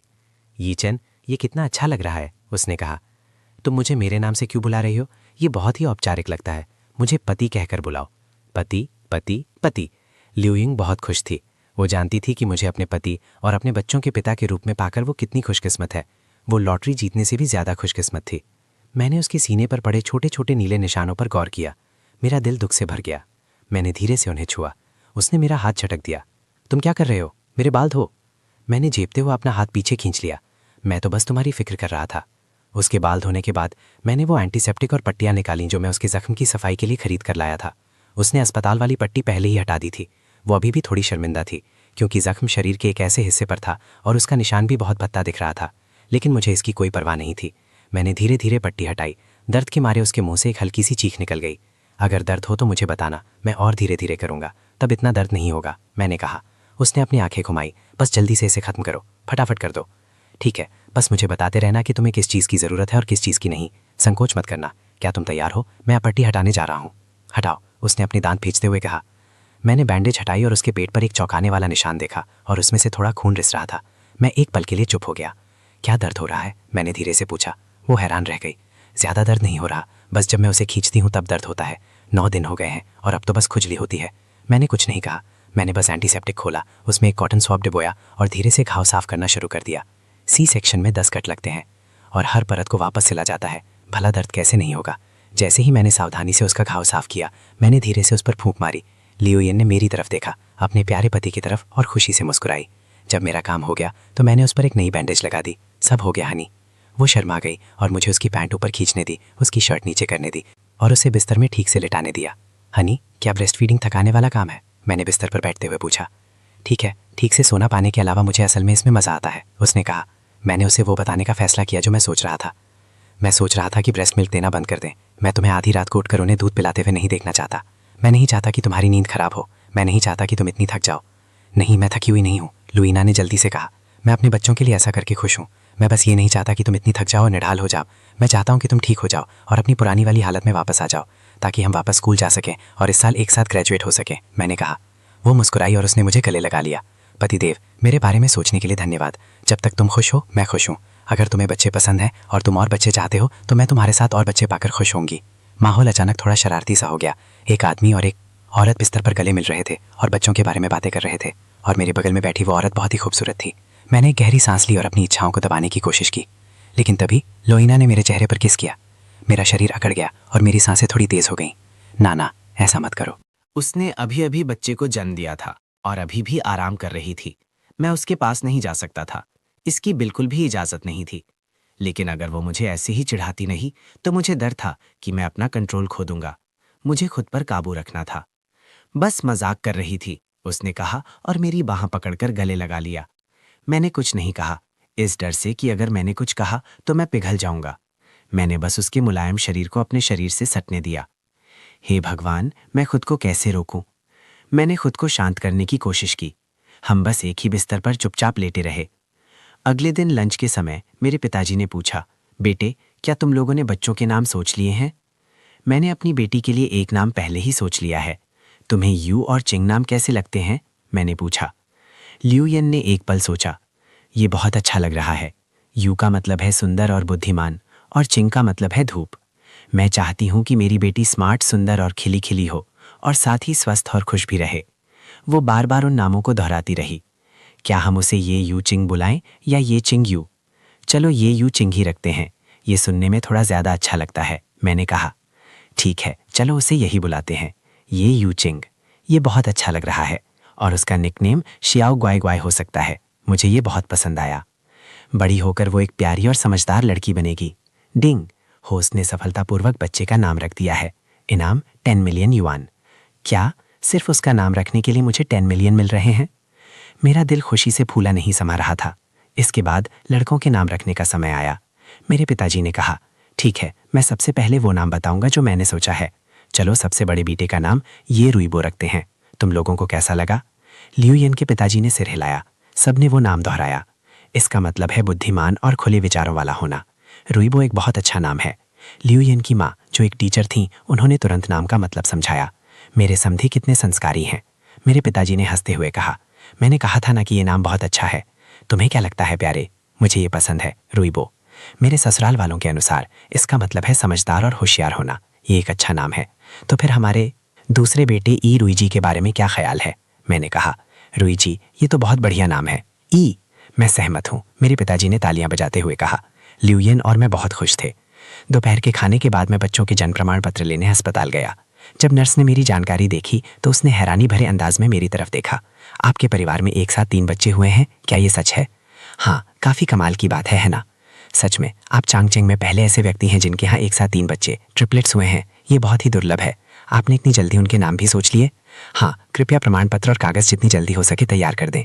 ठीक है, आपको थोड़ा इंतजार करना पड़ेगा। तीनों बच्चों के जन्म प्रमाण पत्र तैयार होने में थोड़ा ज़्यादा समय लगेगा, नर्स ने धैर्य से कहा। मेरे पीछे लाइन में खड़े लोगों ने भी हमारी बातचीत सुन ली थी। हे भगवान, एक साथ 3 बच्चे, आपकी तो बहुत अच्छी पैदावार हुई है, एक व्यक्ति ने कहा। हाँ, आप बहुत किस्मत वाले हैं। क्या वे लड़के हैं या लड़कियाँ? दूसरे ने पूछा। मैं मुस्कुराया। 2 लड़के और 1 लड़की। वाह, आपकी सारी इच्छाएं एक साथ पूरी हो गई। मेरी भी यही इच्छा है कि मेरे 2 बेटे और 1 बेटी हों। यही सबसे अच्छा है। उनकी देखभाल करना मुश्किल तो नहीं है? क्या वे एक दिन में फॉर्मूला दूध का पूरा 1 डिब्बा ही खा जाते हैं? मैं अब उनसे और बात नहीं करना चाहता था, इसलिए मैं बस मुस्कुरा दिया। वे अजनबी थे और मैं नहीं चाहता था कि उन्हें मेरे बारे में इतनी ज़्यादा जानकारी मिले। लगभग 15 मिनट बाद नर्स ने मुझे तीनों जन्म प्रमाण पत्र सौंप दिए। बधाई हो होस्ट, आपके बच्चों के जन्म प्रमाण पत्र सफलतापूर्वक प्राप्त करने के लिए। इनाम बेबी ब्रांड लियू ये बाओबेई के 20% शेयर। इस समय तक मुझे सिस्टम से मिलने वाले इनामों की आदत हो चुकी थी। मेरी जेब में पहले से ही लगभग 10 करोड़ रुपए थे और अब मुझे कंपनी के शेयर भी मिल रहे थे। मैंने तुरंत उस बेबी ब्रांड के बारे में पता लगाया। कमाल हो गया। उस ब्रांड की कीमत 30 अरब युआन है। इसका मतलब है कि मुझे अभी अभी सिस्टम से 6 अरब युआन मिले हैं। और सबसे अच्छी बात यह है कि बच्चों के ब्रांड बहुत फायदेमंद होते हैं। मेरे 20% शेयरों के साथ मुझे हर साल बहुत ज्यादा डिविडेंड मिलेगा। मैं बहुत खुश था। जन्म प्रमाण पत्र मिलने के बाद मैं बच्चों का रजिस्ट्रेशन करवाने पुलिस स्टेशन गया। जैसे ही मुहर लगी, सिस्टम फिर से बज उठा। बधाई हो होस्ट, बच्चों का सफलतापूर्वक रजिस्ट्रेशन करवाने के लिए। इनाम 200 मिलियन युआन का यूलोंगवान विलाज है। प्रॉपर्टी के कागजात और चाबी कल आपको डाक से भेज दिए जाएंगे। मैं फिर से हैरान रह गया। यूलोंगवान अमीरों का एक मशहूर इलाका था। शियानचेंग में जिसकी भी दौलत कुछ अरबों में थी, वो वहीं रहता था। मेरा अभी वाला विला शहर के बीच से थोड़ा दूर था, लेकिन यूलोंगवान ठीक शहर के बीच में था। हे भगवान, 1000 वर्ग मीटर। मेरा परिवार यहाँ आसानी से रह पाएगा। जब मैं घर पहुंचा तो मेरी माँ मुझे एक तरफ ले गई। ईचन, तुम्हारे पास अभी कोई नौकरी नहीं है, तुम क्या करने वाले हो? मुझे लगता है कि तुम्हारे पिताजी चाहते हैं कि तुम पारिवारिक व्यवसाय संभाल लो। मैं मुस्कुराया। माँ, क्या आपको चिंता है कि मैं अपनी पत्नी और बच्चों का गुजारा नहीं कर पाऊंगा? बेशक मुझे चिंता है। कम से कम तुम्हारे पिताजी की कंपनी में तुम्हारे पास एक पक्की नौकरी तो होगी। मुझे शेयरों के बारे में थोड़ी बहुत जानकारी है, लेकिन इंसान को ज़मीन से जुड़ा हुआ होना चाहिए। मुझे पता है माँ, लेकिन शायद आपको ये नहीं पता होगा कि बच्चों का जो राष्ट्रीय ब्रांड ल्यूई ब्योबे है, उसमें मेरे 20% शेयर हैं। क्या? बच्चों के ब्रांड वाली चेन स्टोर? मैंने उन्हें सुबह की खबरों में देखा है। वो तो कई अरब युआन की कंपनी है, और तुम्हारे पास 20% शेयर हैं? मेरी माँ हैरान रह गई। ये ब्रांड तो पिछले 2-3 सालों में ही शुरू हुआ है। मैंने कॉलेज शुरू करने के ठीक बाद ही इसमें निवेश करना शुरू कर दिया था। मेरी माँ अभी भी हैरान थी।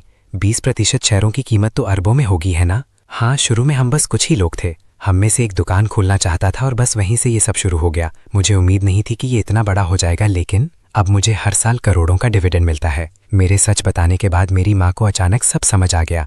तो बात ये है, तुमने हमें पहले क्यों नहीं बताया? लेकिन ये बात समझ में आती है, अब ये दुनिया युवाओं की है। तुम्हारे पापा तो बस यही सोच रहे थे कि तुम कंपनी संभाल लो। मैंने कहा, माँ मेरी आमदनी पक्की है, इसलिए आपको इस बात की चिंता करने की ज़रूरत नहीं है कि मेरे पास कोई ठीक ठाक नौकरी नहीं है। जहाँ तक पापा की कंपनी की बात है, क्या आपने नहीं कहा था कि आप लोग यहीं शिफ्ट हो रहे हैं? अगर तुम्हें कोई भी पैसों की दिक्कत हो तो बस मुझे बता देना।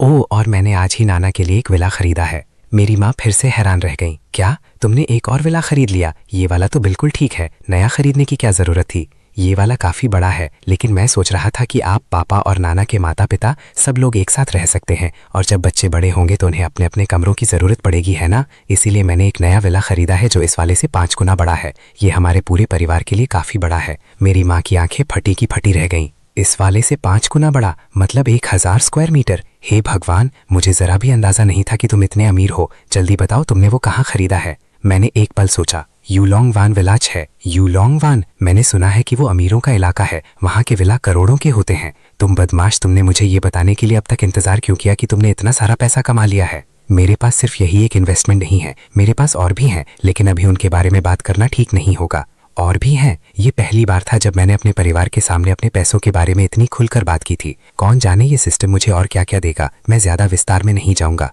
लेकिन अब बेफिक्र रह सकते हैं कि आपके बेटे के पास पैसों की कोई कमी नहीं है। अपनी माँ से बात करने के बाद मैं तेजी से ऊपर गया, क्योंकि मुझे अपने सबसे बड़े बेटे के रोने की आवाज़ आ रही थी। जैसे जैसे मैं सीढ़ियाँ चढ़ता गया, रोने की आवाज़ और तेज़ होती गई। मैं जल्दी से उसके पास गया और देखा कि लियू येना उसे गोद में लिए हुए है और उसे दूध पिलाने के लिए कमरे में वापस जाने को तैयार है। लियू येना ने पूछा, तुम वापस आ गए? क्या सब ठीक रहा? हाँ, जन्म प्रमाण पत्र और घर का रजिस्ट्रेशन सब हो गया है। तुम पहले उसे दूध पिलाओ, मुझे तुमसे कुछ कहना है। ठीक है। ये सबसे बड़ा वाला इतना बेसब्र है कि एक पल भी इंतजार नहीं कर सकता। लियू येना बेसब्री से कमरे में चली गई, लेकिन उसने दरवाज़ा बंद नहीं किया। वो मेरी तरफ पीट करके खड़ी हो गई और धीरे धीरे उसे दूध पिलाने के लिए अपनी शर्ट ऊपर उठाई। मेरे अंदर एक अजीब सी भावना उमड़ पड़ी। मैंने चुपचाप उसके लिए दरवाज़ा बंद कर दिया और दूसरे 2 बच्चों को देखने के लिए अगले कमरे में चला गया। प्यारे बच्चों, पापा घर आ गए हैं, क्या तुम्हें मेरी याद आई? छोटी बच्ची को शायद मेरी आवाज़ पहचान में आ गई थी। उसने बोतल का निप्पल मुंह से बाहर निकाल दिया और बोतल वापस लेने से पहले मेरी तरफ देखकर 2 छोटी छोटी गुर्राने जैसी आवाज़ें निकाली। दूसरा बेटा, जैसे ही मैं कमरे में घुसा, उसने बस तिरछी नज़र से मेरी तरफ देखा। ये देखकर नर्स जोर से हंस पड़ी। ये दोनों बच्चे बहुत होशियार हैं, ये जन्म से ही समझदार हैं। मैं उनके पास गया और उन दोनों को गोद में उठा लिया। वे अब थोड़े बड़े हो गए थे और बोतल खुद पकड़ सकते थे। वे बहुत प्यारे लग रहे थे। कुछ मिनट बाद लियू येना बाहर आई। तो मुझसे क्या कहना चाहते थे? क्या ये कुछ ज़रूरी बात है? मैं मुस्कुराया और उसे वापस कमरे में ले गया और हमारे पीछे दरवाज़ा बंद कर दिया। कुछ खास नहीं सच में, बस मेरे पास तुम्हारे लिए एक बहुत बड़ा तोहफा है। लियू येना मुस्कुराई और पूछा, किस तरह का तोहफा? तुम्हें दरवाज़ा बंद करने की क्या ज़रूरत थी? मैं बस तुमसे कुछ शेयर करना चाहता था। मुझे लगता है कि तुम बहुत खुश हो जाओगी। मैंने उसे सस्पेंस में रखा और फिर उसके कान के पास झुककर कहा, मैंने तुम्हारे लिए एक विला खरीदा है और वो सिर्फ तुम्हारे नाम पर है। जब उसने सुना कि मैंने उसके लिए एक विला खरीदा है और उसे सिर्फ उसके नाम पर कर दिया है, तो वो इतनी हैरान रह गई कि उसे अपने कानों पर यकीन ही नहीं हुआ। तुमने क्या कहा? तुमने मेरे लिए एक विला खरीदा? उसने आंखें फाड़कर पूछा। हाँ, कैसा रहेगा अगर हम वहाँ शिफ्ट हो जाएं? तुम्हारा पति अब से तुम्हारे ही घर में रहेगा। क्या वो विला इस वाले से बड़ा है? वेओलेना अभी भी सदमे में थी। हाँ, ये इस वाले से 5 गुना बड़ा है। शायद इसमें 10 से ज़्यादा कमरे हैं। ये हमारे पूरे परिवार के लिए काफ़ी है। उसकी आंखें और भी ज़्यादा फैल गईं। इस वाले से 5 गुना बड़ा? तो क्या ये 1000 वर्ग मीटर का है? ये कहाँ है? मैं एक कदम और उसके करीब गया और उसे पीछे धकेलते हुए बिस्तर तक ले गया। शहर के बीचों बीच, यूलोंग वान विला 6 में। इसके कागजात और चाबी कल मिल जाएंगे। मैं तुम्हें वे तब दे दूंगा ताकि ये साबित हो सके कि मैं झूठ नहीं बोल रहा हूँ। उसने कहा, मुझे कभी शक नहीं होगा कि तुम मुझसे झूठ बोल रहे हो। मुझे करीब आते देख वो बिस्तर पर बैठ गई। मैं उसकी ओर झुका और उसे नीचे दबाया, उसके चेहरे पर हैरानी और खुशी के मिले जुले भावों को देखते हुए। वो बहुत प्यारी लग रही थी। मैं बस उसे हल्का सा दबा रहा था, अपना पूरा वजन उस पर नहीं डाल रहा था। दबे होने की वजह से उसका चेहरा लाल हो गया। मैं उसके और करीब गया और उसके कान में फुसफुसाया, मैं दूसरे मर्दों जैसा नहीं हूँ। जब मैं किसी से प्यार करता हूँ तो उसे अपने कामों से दिखाता हूँ। मैं अपनी औरत से सिर्फ खोखले वादे नहीं करता। क्या तुम्हें मेरी ये बात पसंद है? उसके कान में गूंजी वो धीमी, मादक और जादुई आवाज़ सुनकर उसके शरीर में सिहरन दौड़ गई। उसने अपनी आंखें बंद कर लीं और मेरे कान के पास ज़ोर ज़ोर से सांस लेने लगी। मुझे ये पसंद है, मुझे इससे प्यार है। फिर उसने अपनी बाहें मेरे गले में डाल दी और मुझे चूम लिया। मैं हक्का बक्का रह गया। मेरा इरादा तो बस उसे छेड़ने का था, लेकिन अब मैं खुद ही उसमें डूबता जा रहा था। ठीक उसी पल जब मैं अपना काबू खोने वाला था और कुछ करने ही वाला था, दरवाजे पर दस्तक हुई। मैं ऑल इन और मैं झट से एक दूसरे से अलग हो गए। दरवाजे पर मेरी माँ थी। उन्होंने हमारे लाल लाल चेहरों को देखा और तुरंत सब कुछ समझ गईं। ओह, मुझे बहुत अफसोस है, उसने कहा, और फिर वो जल्दी से कमरे से बाहर निकल गई। वो तो बस लीवी इंग के लिए कुछ फल लाना चाहती थी, लेकिन उसने कुछ और ही देख लिया। वो इस बात से खुश नहीं थी। उसे पता था कि उसे बीच में दखल देना होगा। आखिर लीविंग अभी भी आराम कर रही थी। वे ऐसा करने के लिए इतने बेसब्र कैसे हो सकते थे? इसलिए वो नीचे गईं और तुरंत मुझे फ़ोन किया। लीविंग और मैं अभी भी बिस्तर पर थे और पूरी तरह से घबराए हुए थे। वो बहुत डरावना था। अब से हमें सच में दरवाज़ा बंद करके रखना चाहिए, मैंने अजीब तरह से कहा। नाना, वो तो कोई बात नहीं, मैं समझती हूँ, लीविंग ने कहा। मुझे समझ नहीं आया कि क्या कहूँ। तभी मेरा फ़ोन बजा। ये मेरी माँ थी। ठीक है, मैं अभी नीचे आ रहा हूँ। मैंने लीविंग की तरफ देखा। नाना, मेरी माँ चाहती हैं कि मैं नीचे जाकर उनसे किसी बारे में बात करूं। इसके बारे में ज़्यादा मत सोचना। मैं नीचे गया और देखा कि मेरी माँ सीढ़ियों के कोने पर मेरा इंतज़ार कर रही थीं। वो थोड़ी परेशान लग रही थीं। माँ, क्या बात है? उन्होंने मुझे एक तरफ खींचा और फुसफुसा कर कहा, तुम और नाना अभी क्या कर रहे थे? क्या तुम्हें नहीं पता कि वो अभी भी आराम कर रही है? तुम इतने बेसब्र नहीं हो सकते। उसने अभी अभी बच्चे को जन्म दिया है और उसका शरीर अभी पूरी तरह से ठीक नहीं हुआ है, खासकर सी सेक्शन के बाद। अगर कुछ हो गया तो ये उसके लिए बहुत नुकसानदायक हो सकता है। तुम अभी बहुत छोटे हो, मेरी माँ ने मुझे डांटा। मैंने अपना बचाव करने की कोशिश की। माँ, तुम इतनी चिंता क्यों कर रही हो? जब नाना आराम कर रही हैं तो मैं उनके साथ ऐसा कभी नहीं करूँगा। मैं कोई जानवर नहीं हूँ। मुझे इस मामले में सही गलत की समझ है। मैं पहले ही 10 महीने इंतज़ार कर चुका हूँ। मैं 2 महीने और इंतज़ार कर सकता हूँ। इसलिए चिंता मत करो माँ, मैं ऐसा कुछ भी कभी नहीं करूँगा जिससे नाना को नुकसान पहुँचे। मेरी माँ ने मेरे गंभीर चेहरे को देखा और आखिरकार मेरी बात पर यकीन कर लिया। लेकिन फिर भी उन्होंने मुझे जाने देने से पहले बार बार मुझसे वादा करवाया। वो एक अनुभवी महिला थी और इन बातों को अच्छी तरह समझती थी, लेकिन उन्हें मेरे चरित्र पर भी पूरा भरोसा था।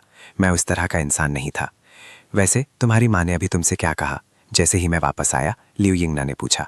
उन्होंने बस मुझसे कहा कि मैं इतना बेसब्र न बनूं और तब तक इंतज़ार करूं जब तक तुम ठीक न हो जाओ, मैंने थोड़ा शर्माते हुए कहा।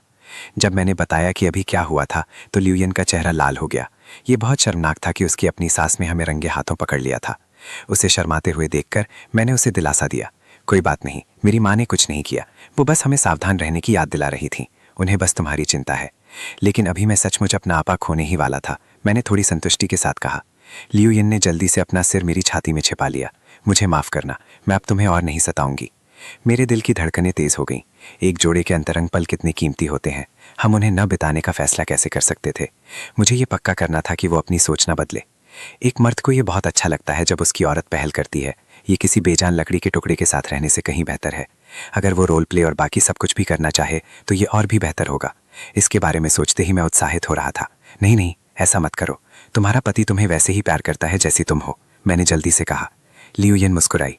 तो मर्दों को सचमुच ही अच्छा लगता है जब औरतें पहल करती हैं। मैंने उस चंचल औरत को अपनी बाहों में भर लिया। क्या तुम्हें डर नहीं लगता कि मैं अपना आपा खो दूंगा? वो और भी जोर से हंसी। नहीं, मुझे नहीं लगता, मैं बहुत धीरे धीरे चलूंगी। हमारे दिन सादे और प्यारे थे। जल्द ही लिu यिंगना के प्रसव काल से बाहर आने का समय हो गया। मैं रात के खाने की मेज़ साफ कर रहा था, तभी मेरे फ़ोन पर एक मैसेज आया। मैंने उसे देखने के लिए फ़ोन उठाया। मेरी आंखें फटी की फटी रह गईं। ये लिu यी बाओबेई के मुख्यालय से एक बैंक ट्रांसफ़र का नोटिफिकेशन था। मैंने जल्दी से रकम गिनी। ये 137 मिलियन युआन से भी ज्यादा था। हे भगवान, मैंने हैरानी से कहा। तो लिu ये बाओबे हर 3 महीने में डिविडेंड देता था और साल के आखिर में एक फाइनल डिविडेंड भी। मेरे 20% शेयरों की कीमत 100 मिलियन युआन से भी ज्यादा थी। बच्चों का ये बाजार सचमुच बहुत फायदेमंद था। मैंने अपना फ़ोन हाथ में पकड़ा हुआ था। मैं इतना ज़्यादा उत्साहित था कि मुझे समझ ही नहीं आ रहा था कि मैं क्या करूं। ठीक उसी समय मेरे ससुर वहां आ गए। मुझे पागलों की तरह मुस्कुराते हुए देखकर उन्होंने पूछा, चिनचिन, तुम इतनी खुश क्यों हो? मैंने तुरंत अपना फ़ोन उनके हाथ में दे दिया।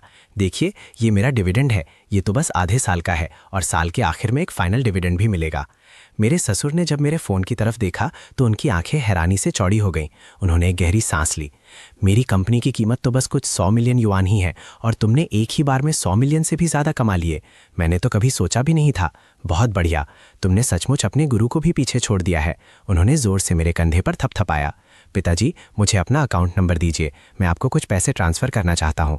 मैंने सुना है कि आपकी कंपनी को इस समय पैसों की ज़रूरत है। उन्होंने जल्दी से अपने हाथ हिलाए। नहीं नहीं, तुम ये पैसे बच्चों को पालने के लिए अपने पास रखो, तुम्हारे पिताजी के पास पैसे हैं। पिताजी, ये आपके बेटे की तरफ से एक छोटी सी भेंट है, कृपया इसे ले लीजिए। जैसा कि आप देख सकते हैं, आपके बेटे के पास पैसों की कोई कमी नहीं है। जब हम बहस कर रहे थे तभी मेरी सास वहां आ गई। तुम दोनों किस बात पर बहस कर रहे हो? तुम लोग बच्चों को जगा दोगे। माँ, मैं पिताजी को कुछ पैसे देना चाहता हूँ, लेकिन वो ले नहीं रहे हैं। क्यों? क्या तुम्हारी लॉटरी लग गई? मैंने उन्हें अपना फ़ोन दिखाया।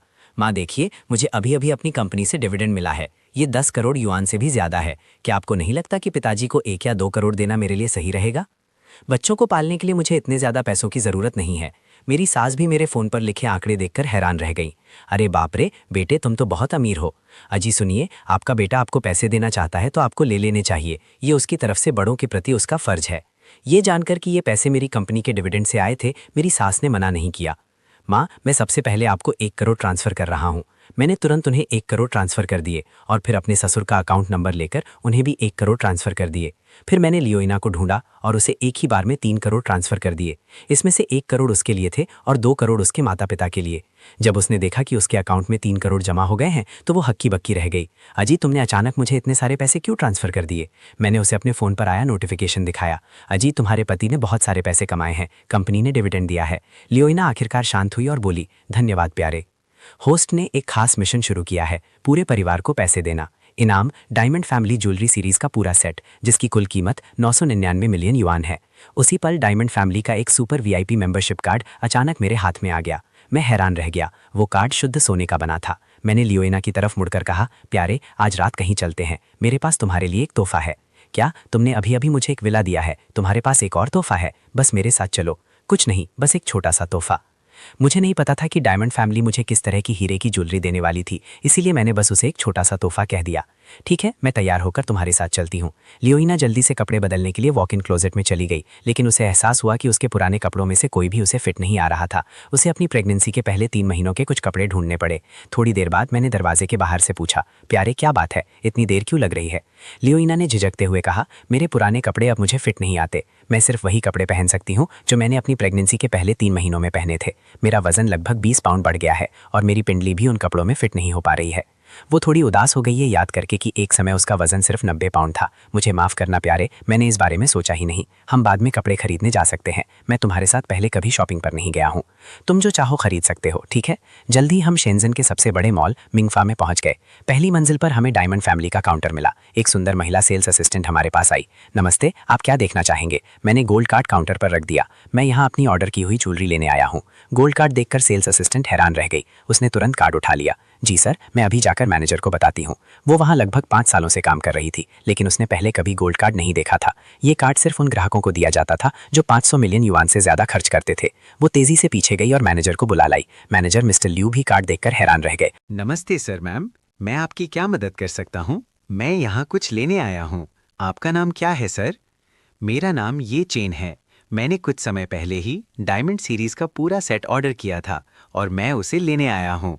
मिस्टर लियू और भी ज़्यादा हैरान रह गए। वो अभी अभी हेडक्वार्टर में एक मीटिंग से लौटे थे जो ठीक इसी सीरीज़ के बारे में थी जिसे किसी ने ऑर्डर किया था। मीटिंग में जिस नाम का जिक्र हुआ था वो ये चेन ही था। गोल्ड कार्ड देखकर उन्हें मेरी पहचान के बारे में लगभग पक्का यकीन हो गया था। मिस्टर ये, मुझे बहुत अफसोस है, मैं पहली बार में आपको पहचान नहीं पाया। मैं माफ़ी चाहता हूँ। कोई बात नहीं, कोई दिक्कत नहीं, मैंने कहा। आपकी समझदारी के लिए धन्यवाद, मिस्टर लियू ने मुस्कुराते हुए कहा। चूंकि आप आज पूरा सेट ले जाना चाहते हैं और हम तो बस एक ब्रांच हैं, इसलिए हमें इसे हेडक्वार्टर से मंगवाना पड़ेगा। इसमें लगभग आधा घंटा लगेगा। आपको और इस महिला को इंतज़ार करवाने के लिए मुझे बहुत अफसोस है। वो बहुत ही इज्जत से पेश आ रहे थे। मैंने कहा, कोई बात नहीं, हम यहीं आसपास थोड़ा घूम फिर लेंगे। जब सामान तैयार हो जाए तो आप मुझे बुला लेना। ये लियू यिन के साथ शॉपिंग पर जाने और उसके लिए कुछ कपड़े और बैग खरीदने का एक अच्छा मौका था। मिस्टर लियू को राहत मिली। वो इस बात को लेकर परेशान थे कि वो ग्राहक को ये स्थिति कैसे समझाएंगे, लेकिन उन्हें ये उम्मीद नहीं थी कि मैं इतना मिलनसार और आसान स्वभाव का होऊंगा। उनसे समय पक्का करने के बाद मैंने अपना गोल्ड कार्ड वापस ले लिया और लियू यिन को एक कपड़ों की दुकान पर ले गया। उस ब्रांड का नाम OWA था, जिसका नाम डिज़ाइनर लीली यू के नाम पर रखा गया था। ये देखकर कि लियू यिन को वो पसंद आया, मैंने उसे कुछ कपड़े चुनने में मदद की, लेकिन जब उसने कपड़ों पर लगा प्राइस टैग देखा तो वो हैरान रह गई। हे भगवान, इस टी शर्ट की कीमत 3000 युआन से भी ज़्यादा है। ये तो बहुत ही ज़्यादा महंगी है। हालांकि मैंने उसे करोड़ों रुपए दिए थे, फिर भी वो उन औरतों में से नहीं थी जो पानी की तरह पैसा बहाती हैं। भले ही उसका परिवार काफ़ी अमीर था, फिर भी वो आमतौर पर ऐसे कपड़े पहनती थीं जिनकी कीमत कुछ दर्जन या 100 युआन होती थी। वो महंगे कपड़े सिर्फ खास मौक़ों पर ही पहनती थी। मैंने उसकी आंखों में थोड़ी निराशा देखी। क्या ये खरीदना उसके लिए बहुत महंगा था? हनी, ये पहली बार है जब हम साथ में शॉपिंग कर रहे हैं। अगर तुम्हें ये पसंद है तो चलो इसे खरीद लेते हैं, ठीक है? चिंता मत करो, तुम्हारे पति के पास पैसे हैं। लियू येना ने पलकें झपकाईं, लेकिन मुझे नहीं लगता कि ये इसके लायक है। 3000 युवान की एक टी शर्ट। हनी, अगर तुम्हें ये पसंद है तो हम इसे खरीद लेंगे। जिस चीज़ से तुम्हें प्यार हो उसकी कोई कीमत नहीं होती। तुम्हें जो भी पसंद आएगा मैं वो सब खरीदूंगा। लियू येना ने मेरी तरफ देखा। वो बहुत भावुक हो गई। धन्यवाद हनी। फिर उसने खुद को नहीं रोका। वो पैसे बचाना चाहती थी, लेकिन जब मैंने कहा कि ये हमारी साथ में पहली शॉपिंग है तो उसने तय कर लिया कि उसे जो भी पसंद आएगा वो उसे खरीद लेगी। एक महिला सेल्स असिस्टेंट ने हमारी बातचीत सुनी और मुस्कुराते हुए हमारे पास आई। वाह मिस, आपके बॉयफ्रेंड आपके लिए कितने अच्छे हैं। मैंने तुरंत उसे ठीक किया। हमारी शादी हो चुकी है। ओह, मुझे बहुत अफसोस है सर। आप बहुत किस्मत वाले हैं कि आपको इतनी खूबसूरत और नेक पत्नी मिली है। लियू येना इस बात से बहुत खुश थी कि मैंने सबके सामने ये बताया कि वो मेरी पत्नी है। वो शर्म से लाल हो गई और सेल्स असिस्टेंट को धन्यवाद कहा। मैं बस मुस्कुरा दिया। फिर सेल्स असिस्टेंट लियू येना को कपड़े दिखाने लगी। कुछ ही देर में लियू येना ने एक ड्रेस उठाई। हनी, क्या ये ड्रेस अच्छी लग रही है? मैंने उसकी तरफ देखा और मुस्कुरा दिया। तुम इसे पहनकर क्यों नहीं देख लेती? वरना तुम्हें कैसे पता चलेगा कि ये तुम्हें फिट आएगी या नहीं? लियू येना ने सेल्स असिस्टेंट के उत्सुक चेहरे की तरफ देखा। ठीक है। सेल्स असिस्टेंट उसे फिटिंग रूम में ले गई और बड़े ही लिहाज से उसके लिए दरवाज़ा बंद कर दिया। मैंने पहले ही उसके लिए बहुत सारे कपड़े चुन लिए थे, सभी बड़े साइज़ के। लियू येना ने आवाज़ दी, हनी, 1 सेकंड के लिए अंदर आओ। हाँ, तुम चाहती हो कि मैं फिटिंग रूम में आऊँ? मैं हैरान रह गया। दरवाज़ा पहले से ही खुला था, इसलिए मैं कपड़ों का ढेर लेकर अंदर चला गया। वो बहुत विशाल था। लियोना मुझसे दूसरी तरफ मुंह करके खड़ी थी। हनी, क्या तुम दरवाज़ा बंद कर सकते हो? मैं इसकी जिप बंद नहीं कर पा रही हूँ। क्या तुम मेरी मदद करोगे? जब मैंने उसकी जिप बंद कर दी तो वो मेरी तरफ मुड़ी और मुस्कुराते हुए बोली, हनी, ये ड्रेस मुझ पर एकदम सही फिट हो रही है। मुझे थोड़ी चिंता थी कि शायद मीडियम साइज़ उसे फिट ना आए, लेकिन मैंने आखिर में उसके लिए लार्ज साइज़ ले लिया और वो एकदम सही निकला। उसने एक हल्की सी आह भरी। उसे याद आ रहा था कि जब वो स्मॉल और मीडियम साइज़ के कपड़े पहनती थी तब वो कितनी दुबली पतली हुआ करती थी। मैंने कुछ नहीं कहा, बस उसे कसकर गले लगा लिया। तुम बिल्कुल भी मोटी नहीं हो, बस तुम्हारे शरीर पर थोड़ा ज़्यादा मांस आ गया है और ये एकदम सही है। तुम कैसी दिखती हो मुझे इससे कोई फ़र्क नहीं पड़ता। अगर तुम सच में वापस अपनी पुरानी शेप में आना चाहती हो तो मैं किसी ब्यूटी सैलॉन में तुम्हारे लिए वेट लॉस प्लान में तुम्हारा नाम लिखवा दूंगा। डॉक्टर ने भी कहा था कि महिलाओं के लिए डिलीवरी के बाद शरीर की मरम्मत पोस्टमार्टम रिपेयर करवाना सबसे अच्छा रहता है, वरना ये उनके शरीर के लिए नुकसानदायक हो सकता है। मुझे लगता है कि हमें डॉक्टर की बात मान लेनी चाहिए। लियोना ने अपना सिर मेरे सीने पर टिका दिया। तुम जो कहोगी मैं वही करूंगी, उसने धीरे से कहा। मैंने अपनी बात जारी रखी। आज हम तुम्हारे लिए ज़रूरत के सारे कपड़े खरीदेंगे, तुम्हें जो भी पसंद आए खरीद लेना। लियोना ने सिर हिलाया और मेरे गाल पर एक किस किया। हनी, तुम मेरे लिए कितने अच्छे हो। पगली, अगर मैं तुम्हारे लिए अच्छा नहीं बनूंगा तो फिर किसके लिए अच्छा बनूंगा? मैंने अपने दाहिने हाथ से उसके सिर को थपथपाया और उसे बड़े प्यार से किस किया। हम कुछ मिनटों तक फिटिंग रूम में एक दूसरे को किस करते रहे। लियोना का दम घुटने लगा। उसने मुझे खुद से दूर धकेला और ज़ोर ज़ोर से सांस लेने लगी। मैं सांस नहीं ले पा रही हूँ, बाहर लोग इंतज़ार कर रहे हैं, उसने सांसों के बीच रुक रुक कर कहा। मैंने उसे उसकी सांसें काबू करने में मदद की। ठीक है, आराम से। अगली बार मैं तुम्हें थोड़ी कम देर के लिए किस करूँगा ताकि तुम्हें इतनी ज़्यादा परेशानी ना हो। जब हमने अपने कपड़े ठीक से रख लिए तो हमने दरवाज़ा खोला और लगभग 40 मिनट तक और शॉपिंग करते रहे। मैंने जो कपड़े मुझे पसंद नहीं आए उन्हें एक तरफ रख दिया और सेल्स असिस्टेंट से कहा, बाकी सब मैं ले लूँगा। लियोना ने तुरंत बीच में टोकते हुए कहा, लेकिन मैं ये सारे कपड़े नहीं पहन सकती। चलो बस कुछ ही सेट ले लेते हैं, इतने सारे खरीदने की कोई ज़रूरत नहीं है।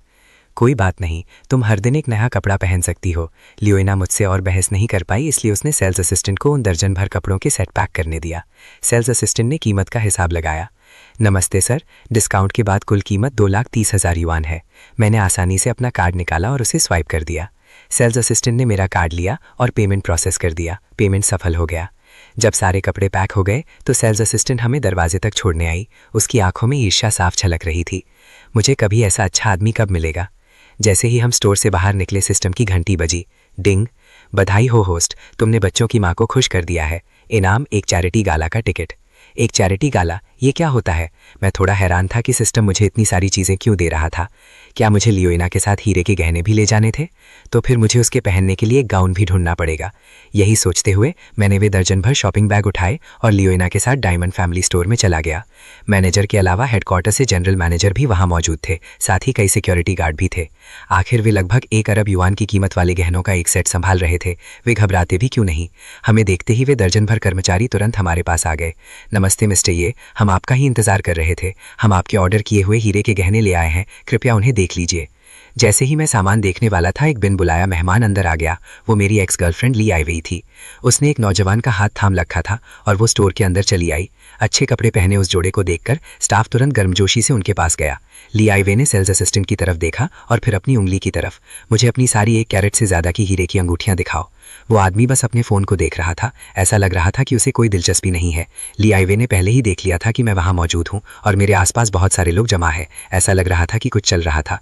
उसने अपने बगल में खड़े आदमी के कान में कुछ फुसफुसाया। वो आदमी हंस पड़ा। उसके परिवार के दिवालिया होने से पहले भी वो मेरे परिवार के मुकाबले कहीं नहीं टिकता था। ये आदमी हमारे स्कूल में एक जाना माना चेहरा था जिसका नाम गुओ मिंग था। उसके परिवार के पास कुछ अरब युआन की दौलत थी, लेकिन शांगचुंग में उन्हें बस तीसरे दर्जे का परिवार माना जाता था। जब उसने देखा कि मैं लियू यीना के साथ बैठा हूं, जो हमारे स्कूल की सबसे खूबसूरत लड़की थी, तो वो तुरंत चिढ़ गया। वो लियू यीना के चाहने वालों में से एक था। ली आईवी ने देखा कि उसका बॉयफ्रेंड परेशान है और पूछा, क्या बात है? गुओ मिंग ने नाक भौं से कोड़ी, कितनी बदकिस्मती है, ये कियान के साथ जो औरत है वो लियू यीना है। ली आईवी को कोई हैरानी नहीं हुई। मैंने सुना है कि वे बच्चा पैदा करने के लिए छुट्टी पर थे। मुझे नहीं पता कि वे एक दूसरे के साथ कब आए। मैंने उससे 1 साल से भी कम समय पहले रिश्ता तोड़ा था और उनका बच्चा भी हो गया। गुओ मिंग गुस्से से आग बबूला हो गया। वो सालों से लियू यीना के पीछे पड़ा था और उसे उसके साथ एक बार खाना खाने का मौका भी नहीं मिला था। फिर भी मुझे वो इतनी आसानी से मिल गई। भला उसे गुस्सा क्यों ना आता? वो ली आईवेई के साथ हमारी तरफ चल कर आया। ली आईवेई की चाल कामयाब हो गई थी। ये चैन बहुत दिनों बाद मिले, ली आईवेई ने मुस्कुराते हुए कहा, लेकिन उसने लियू यीना की तरफ देखा भी नहीं। मैंने बस उनकी तरफ एक नज़र डाली और उन्हें नज़रअंदाज कर दिया। जब जनरल मैनेजर ने उन्हें देखा तो वो चौकन्ना हो गया। सिक्योरिटी गार्ड भी तैयार हो गए। सबसे पहले लियू यीना ही बोली, गुओ मिंग, क्या ये तुम हो? जब मैंने सुना कि लियू यीना लियू या के बॉयफ्रेंड को जानती है तो मेरी दिलचस्पी बढ़ गई। लियू यीना ने मेरे कान में फुसफुसाया, गुओ मिंग 3 साल तक मेरे पीछे पड़ा रहा। उसने पिछले 2 महीनों में ही मुझे मैसेज भेजना बंद किया है।